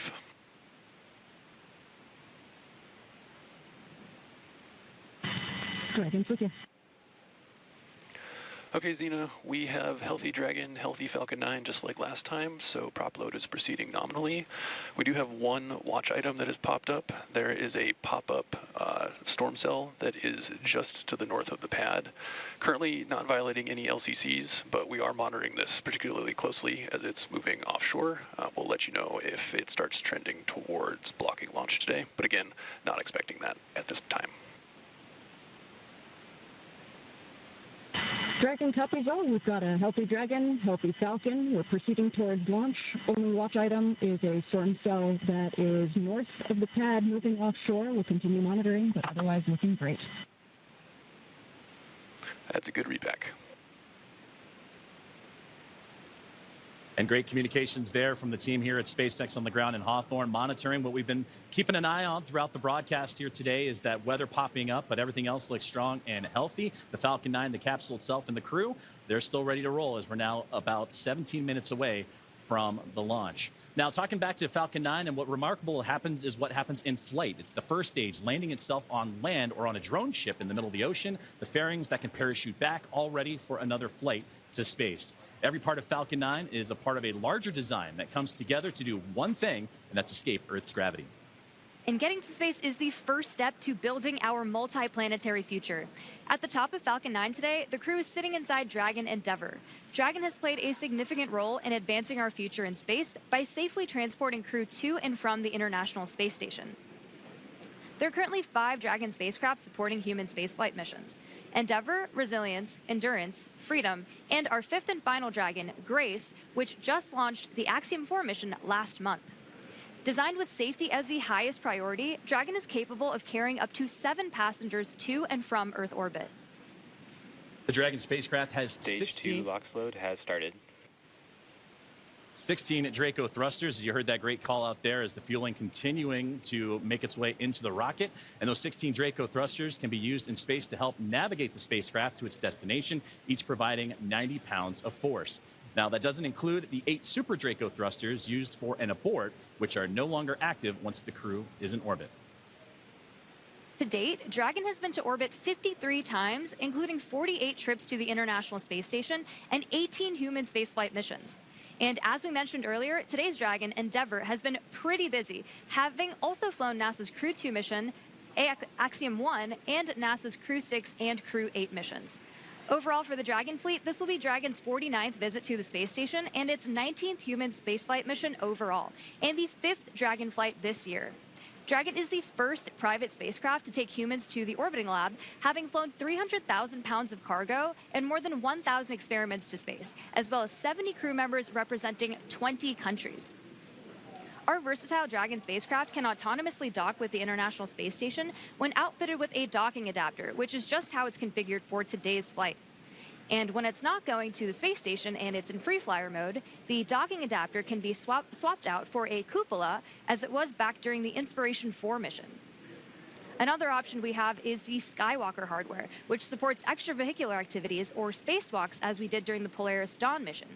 And amazingly, there has been a Dragon in space for 1,358 consecutive days since Crew 3. Now, with T-0 coming up in about 14 minutes or so, our teams are continuing to do a series of system checks to ensure Dragon and the Falcon 9 are ready, with fueling continuing to get underway. And again, we're monitoring that weather that the teams here at SpaceX are keeping an eye on and have been relaying up to the crew. So let's check in with Ronnie with the latest. Thanks, Joseph. So as you've heard, we are still on track for an on-time launch today, and we're monitoring lots of different factors as we get closer to liftoff. Most importantly, both Dragon and Falcon 9, of course carrying our Crew-11 astronauts, continue to be healthy. You heard that we've wrapped up Stage 2 RP-1 loading, and that Stage 2 liquid oxygen loading also wrapped up on time at about 16.5 minutes to go. The launch escape system is also armed. That's, of course, the system designed to propel Dragon away from Falcon 9 in the unlikely event of an emergency. And the Eastern Range is monitoring keep-out zones along the flight ascent corridor and is tracking no issues for today's launch. Weather continues to be a watch item, so we'll keep an eye on that. But for now, we are go for the 6th mission of Dragon Endeavour. It is a fantastic milestone for Dragon, and here at SpaceX, we could not be more excited. So to add a little something extra to our celebration, I've got our Dragon plush hanging out with me here in front of Mission Control. Now, this guy is not the zero gravity indicator for today's mission, but do keep an eye out for that once Crew-11 reaches orbit. This is, though, a fun nod to all the successful flights that Dragon has made, and all of the crews that we have been so lucky to work with. I think this is a great way to celebrate today's flight milestone, and I really have appreciated joining you all. Thanks for joining me at the status desk for all of our coverage today. With that, go Dragon, go Crew-11, and I'm going to hand it back to Sandra for status update from Houston. Thanks, Ronnie. That plush is cute. I'm going to have to get one for myself. Back here in the International Space Station Flight Control Room at NASA's Johnson Space Center in Houston, teams continue to work around the clock to monitor activities aboard the orbital outpost. Leading the team inside the room today is NASA Flight Director Scott Stover. The team in Mission Control and the team in Hawthorne, as well as the astronauts aboard the International Space Station, will track the autonomous docking of Dragon Endeavour when they enter into joint operations. This will happen when the spacecraft enters the approach ellipsoid, which is the invisible boundary stretching 4 by 2 by 2 kilometers that helps us monitor all arriving and departing spacecraft.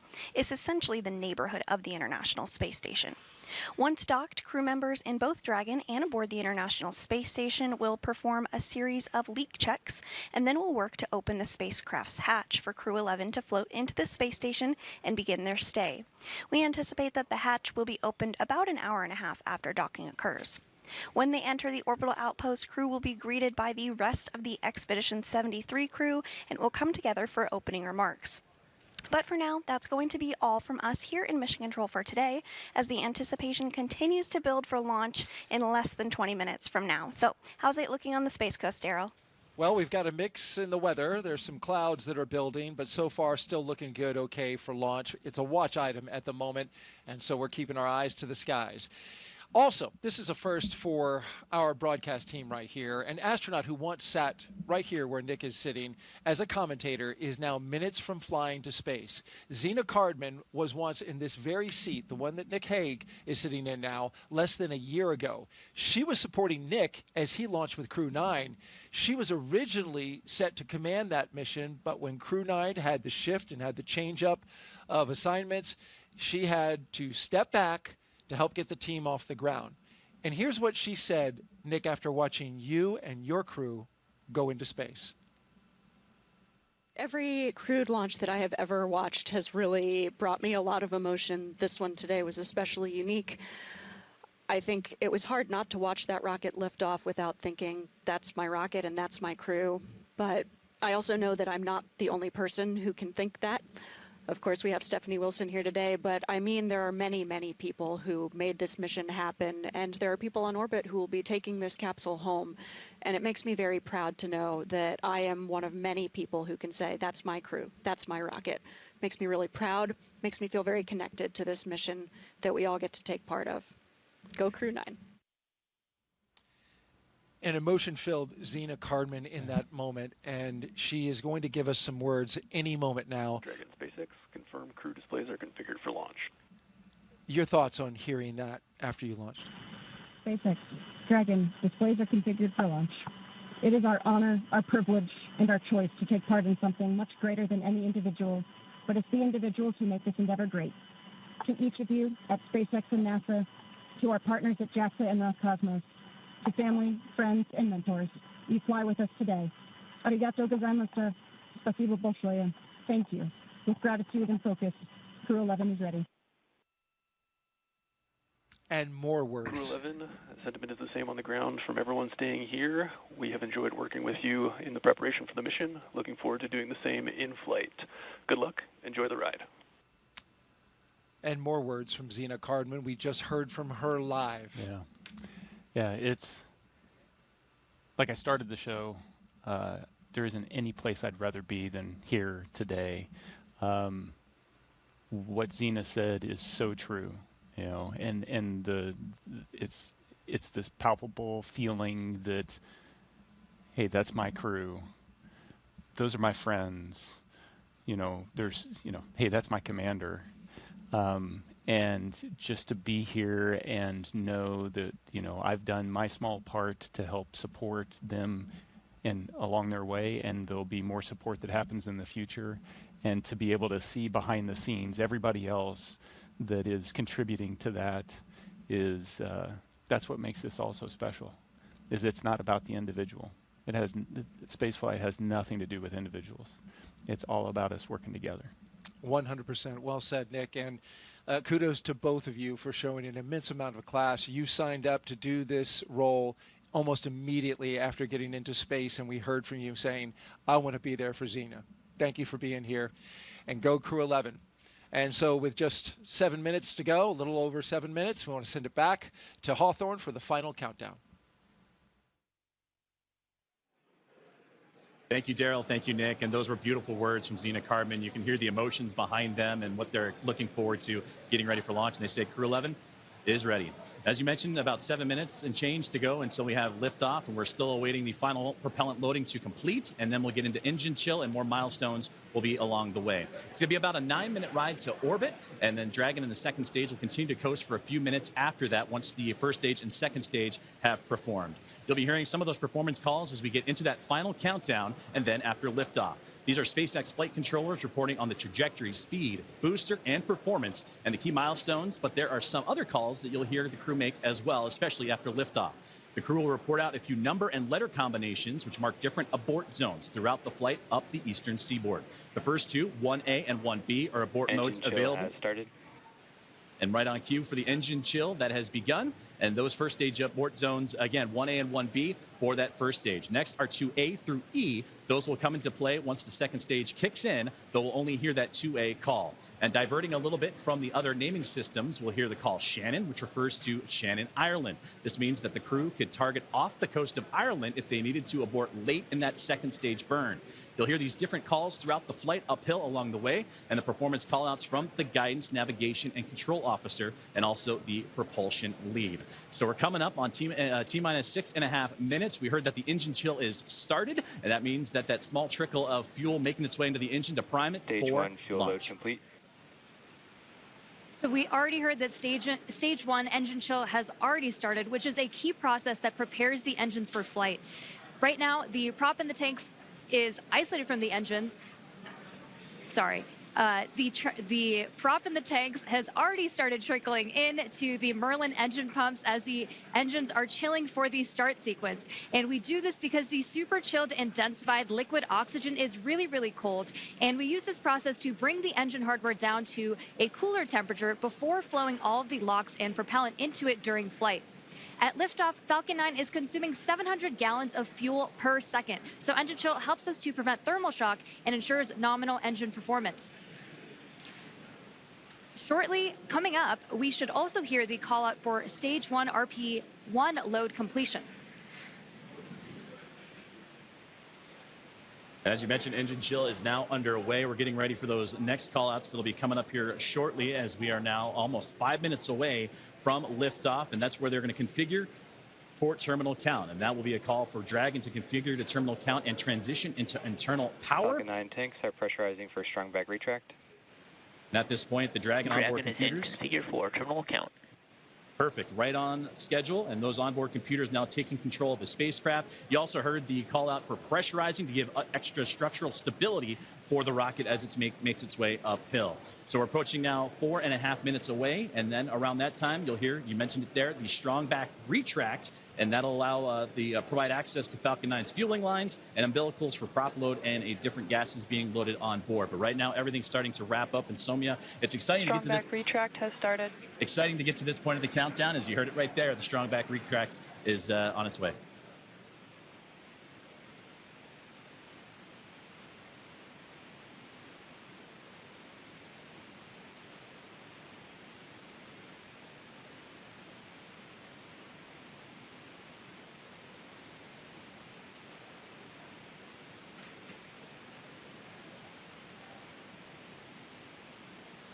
So we have a great view on our screen of the clamp arms opening up just around stage 2 under Dragon in preparation for strong back retract.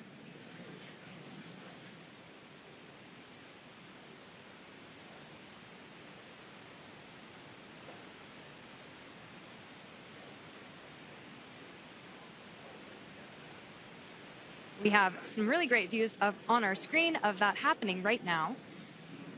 And you can see it just moving ever so slightly away from Falcon 9 and the Dragon spacecraft, those clamp arms opening. And again, those late stages, those fuel lines starting to wind down their fueling procedures as we're about to hit T-minus 3 minutes until launch.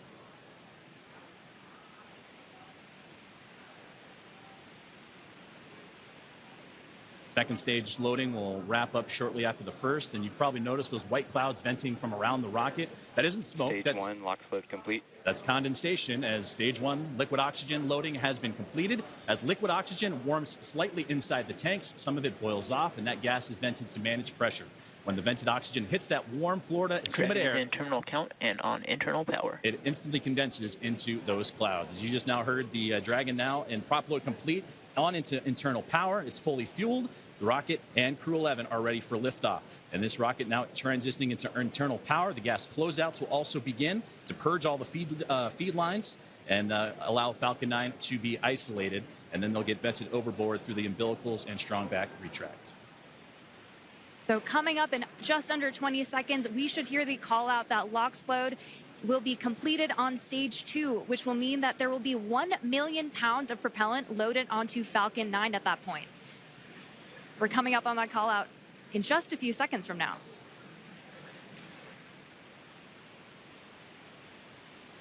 Stage 2 LOX load complete. Now that that's complete, we will vent down the TE, which will produce a white cloud off the side of the rocket, which is totally normal and expected. Dragon is in auto idle. Auto idle puts that rocket in a state the flight computers understand before it takes over, and that's making sure the transition to the final countdown is smooth and all the flight computers on board are in sync with each other and configured for launch. We're now 90 seconds away from Ground launch. gas closeouts have started. Expect loud venting. And there's the gas closeout that Somya was just talking about, and now inside 80 seconds from the launch of NASA SpaceX's Crew-11.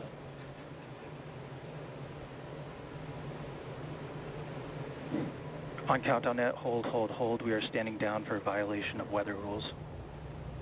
Launch route sequence is aborted.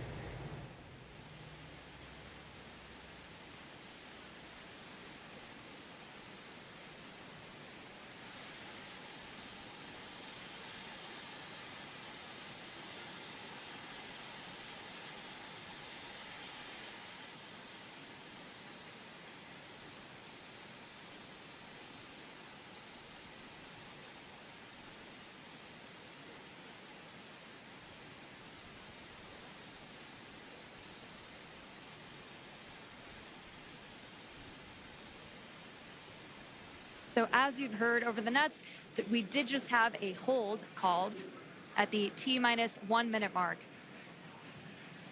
And that hold due to weather, that was something that we've been keeping an eye on. Our team here in SpaceX and Hawthorne, as well as in NASA, we're monitoring that throughout today's broadcast in preparation for launch. But Unfortunately, standing down looks to be the case as the weather has created that violation, but we'll continue to monitor and await for the news officially from the teams on the ground as that weather violation looks to come into play for launch today. Dragon SpaceX, bad luck on weather there. We just got clipped by a cumulus cloud right over the pad, so ended up scrubbing for weather. With that, you are go to proceed to 5.100 for launch scrub. We'll begin offloading the rocket.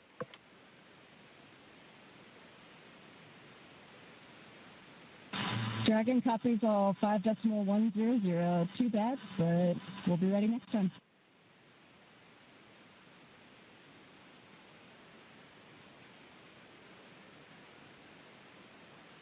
And there you heard the call up to the crew that unfortunately the weather just not playing alongside with today's excitement of the launch for NASA SpaceX's Crew-11. But we have mentioned a couple times throughout the broadcast today that there are backup opportunities starting as early as tomorrow. 11:43 a.m. Eastern time is what the target time is for tomorrow's next attempt for launch for Crew-11. But it came right down to the wire, Soumya, with that T-minus 1 minute. But you heard on the loops there that it was just clipped, as they said, by a cumulus cloud to violate the weather rule. So unfortunately, today's launch attempt has been scrubbed due to weather. You know, and there are 1,000 different ways that a launch can go wrong, and so we want to ensure the safety and reliability, even if it is a weather scrub. So we will stay with coverage of the crew as we follow them through the egress procedures and make their way back to crew quarters for now.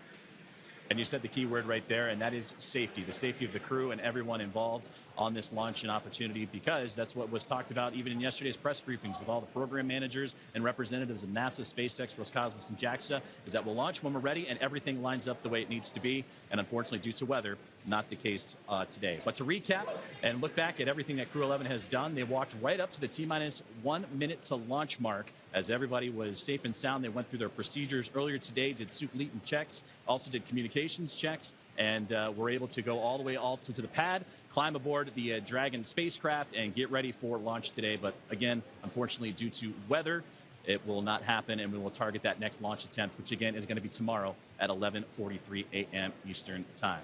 We will stay with coverage of the crew as we follow them through the egress procedures, getting out of the spacecraft and making their way back to crew quarters. And to do that, we're going to head back out onto the space coast of Florida and join Daryl Nail and team as today's launch attempt for NASA's SpaceX Crew-11 has been scrubbed due to weather. Daryl? All right, thank you, Joseph and Soumya. We appreciate your coverage there. And now back here with NASA astronaut Nick Hague. We just returned from being outside. We were planning to watch the launch right there from a nice viewing spot here at the press site, the Kennedy Space Center in Florida. And unfortunately, even as we walked out, Nick, we got a sense that this might not happen because clouds had been building in and around the area. We had dark clouds overhead of us. We got up on our area to watch the launch and heard a phase 1 lightning alert go off. And then my heart kind of sank a little bit because I thought that might be it. Yep. Then you see the clock stop. Yes. And you know it's happened. So it's disappointing, but there's a reason we do it, and that's to keep everybody safe. It's so critically important. As you look at this shot here, you can see that just right over top, you've got some darkened clouds in the area. This was a result of a sea breeze that when we started the day, the launch weather officer improved our forecast to 90% go, but there was a 10% concern that the sea breeze was going to develop earlier in the day than originally forecast. And that sea breeze, which is this is very common here in Florida in July, once that air starts moving over the ocean and onto land and meets the warm air, our blue skies went to cumulus clouds scattered across the spaceport. And we just had one get just inside the 10-mile radius. Dragon SpaceX, for awareness, we're looking at approximately 50 minutes for the prop offload time. So it should be approximately 1700 UTC when we are able to proceed with 5.100 and rotate the seats.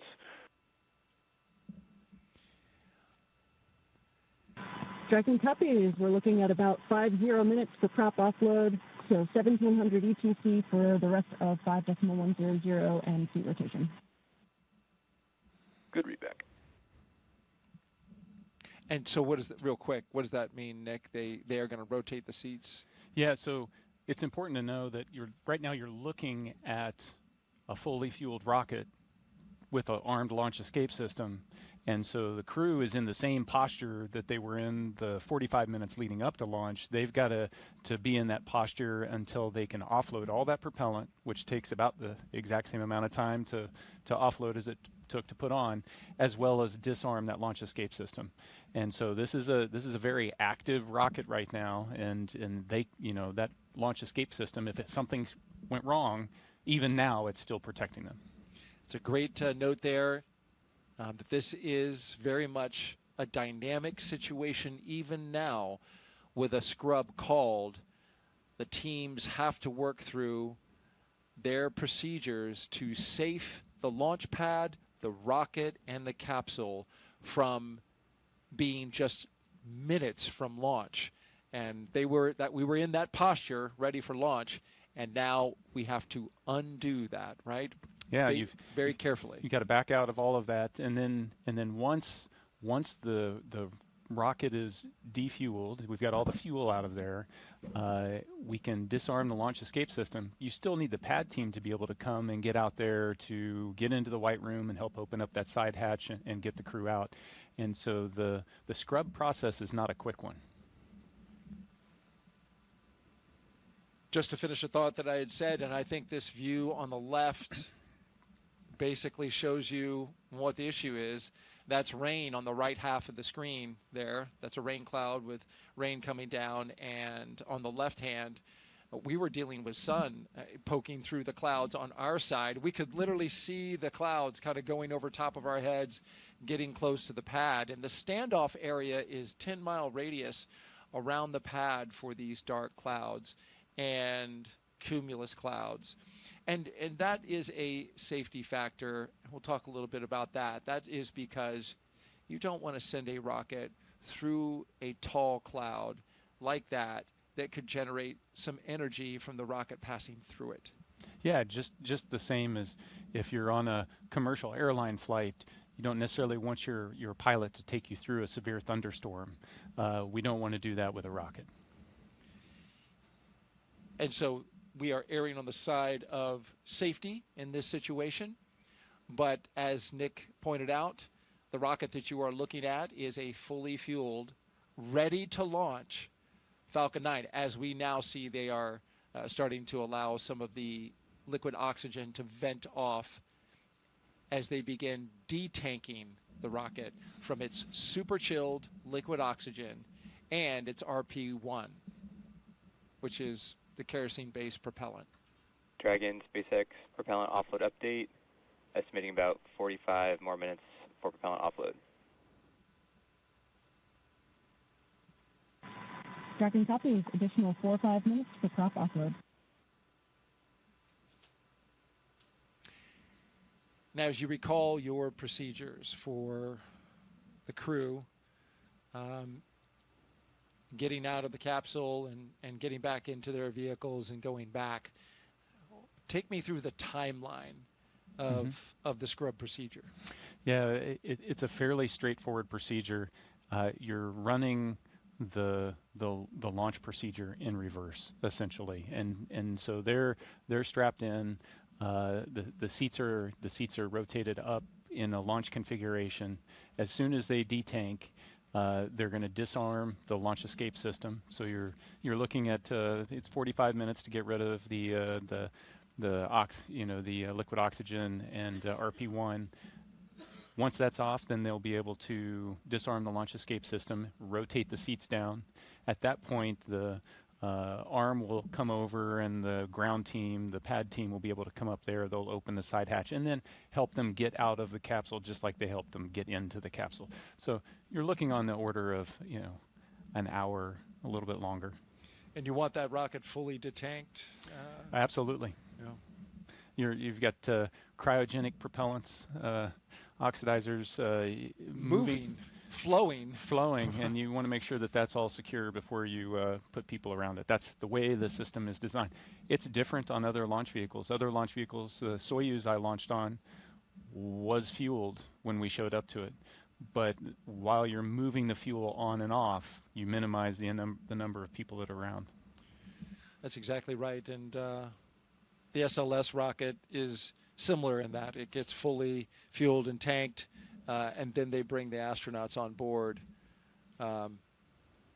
SpaceX does it so they can do that tanking as the very last part of the mission timeline. And this also allows for a quick tanking, relatively speaking, for a rocket. And then allows you to detank it. But they're using super densified liquid oxygen as well. So you mentioned it. High energy systems are engaged here, and so we are now unwinding that as we proceed through the scrub procedure. If you're just joining us, we scrubbed this launch at T-minus 1 minute and 7 seconds until liftoff. We had a healthy rocket, a healthy spacecraft, we had a clear range, and we just had weather in the area, a cumulus cloud that just clipped the radius nearby within the launch area, the 10-mile radius. It got into that standoff area, and that is what caused the scrub for the day, because that is a safety measure to keep the crew that you see on the right side of your screen safe from any potential hazards that could develop as a result of the weather. And this view gives you a clear look at exactly where the clouds ended up now just about 10 minutes after when we were supposed to lift off, right over top of us. They were certainly in the area. We heard the lightning warning go off, and so we knew when we were standing out there watching this launch that that was a bad sign. But it's interesting. I've seen it go both ways, right? Where we get a launch forecast that is 85% no-go, but you find a hole in the clouds that's just 10 miles in radius, and it's all around the launch pad, and you can launch. Yep. This is the opposite of that. We had 90% go with only a 10% chance, but this is Florida in July. These things can pop up literally just from, you know, the daily sea breeze collision that we have over land. Yeah, weather is dynamic, and we throw a lot of technology at it, we throw a lot of science at it, and it still baffles us sometimes.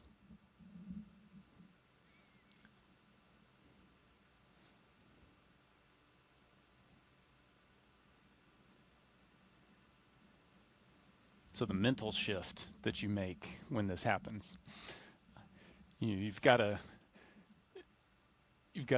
attempt to not make the mental shift immediately, because it is it is a live launch escape system that you're in, but inevitably there's the so once we get out of here, what's the next step? When is our next opportunity going to be? They've already been looking at weather predictions for days out, so they understand what the impacts to the phasing and the mission profile might be, the potential for bad weather in the upcoming days, and so they're already starting to think about, so what's the next opportunity, and then having to get into the psyche of, let's do this again, and it is to the T, to the minute, do it again. So it's very much a Groundhog Day. All of it, every single minute of the, roughly what do we 6-hour countdown where it begins for the astronauts. Mm-hmm. And you mentioned the backup days. Joseph mentioned those before. He tossed over to us, but it's worth mentioning again.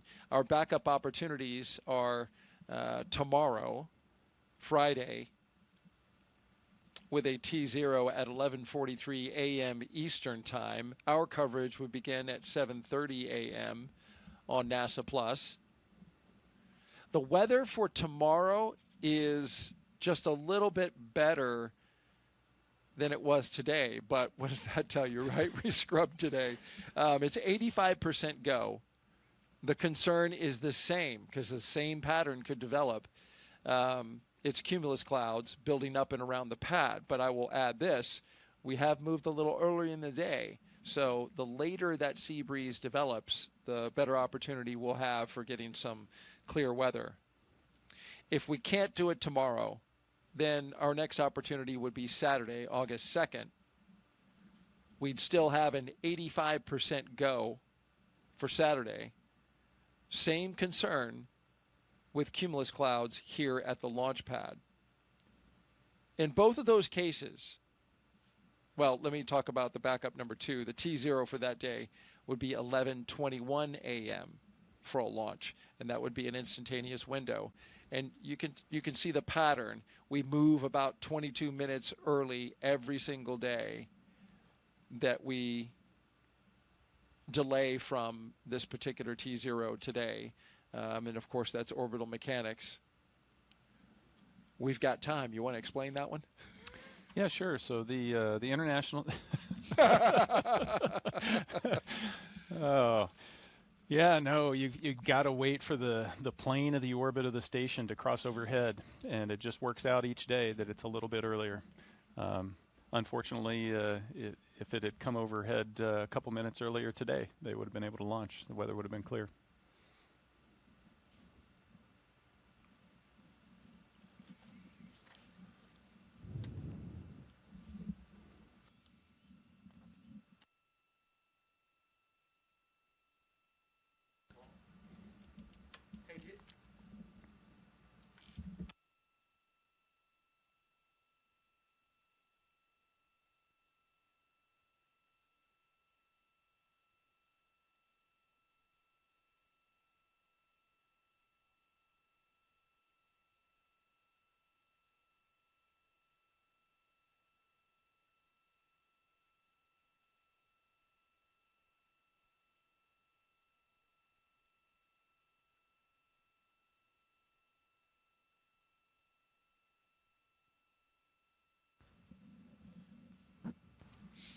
I just mentioned the backup opportunities. One thing about both of these next launch opportunities, unfortunately, we're going to really have our eyes set on the ascent corridor, because now there is a trough that is approaching a line of storms coming across the eastern part of the U.S., and it is going to make its way out into the ocean, and so that could disturb the weather along the ascent corridor, which is an area where if Dragon were to suffer some kind of anomaly, something that wasn't expected and needed to come off the top of the rocket, it would splash down along the ascent corridor. There's concern about the sea states, right? How much it's sloshing around is going to be out there in the ocean. You need good conditions, a baseline of conditions, in order to pull astronauts out of a floating capsule with a helicopter and a boat. Yeah, it just shows the complexity, the scale of the problem that you're dealing with. It's not a forecast at a particular point, on the surface of the Earth, at the launch pad. It's, if you imagine this 3D trajectory of the rocket's path going up to orbit, you've got to clear all of that for weather, but not just clouds and rain and severe thunderstorms, but like wind shear and drastic changes in the wind direction can create problems for the rocket. And then, in case there was a need to return them early or to abort, you also have to clear the weather on the surface along that path as well. It's just an immense amount of respect for the teams, both at SpaceX and also at the Space Launch Delta 45 over on the Space Force side, the weather shop there, in trying to put their arms around all of this. Like I said, weather is really complex, and they do a fantastic job. But if we got a chance, 90% chance, you take it all the way to the end and see what Mother Nature gives you. And I'm sure, as an astronaut, when it's your arse in the seat, you want that level of awareness, that level of scrutiny given to the weather throughout the trajectory, throughout the launch area and the launch period. Oh yeah, the immense respect for them, knowing that their job is watching my back. And Dragon SpaceX propellant offload update, estimating 37 more minutes for propellant offload.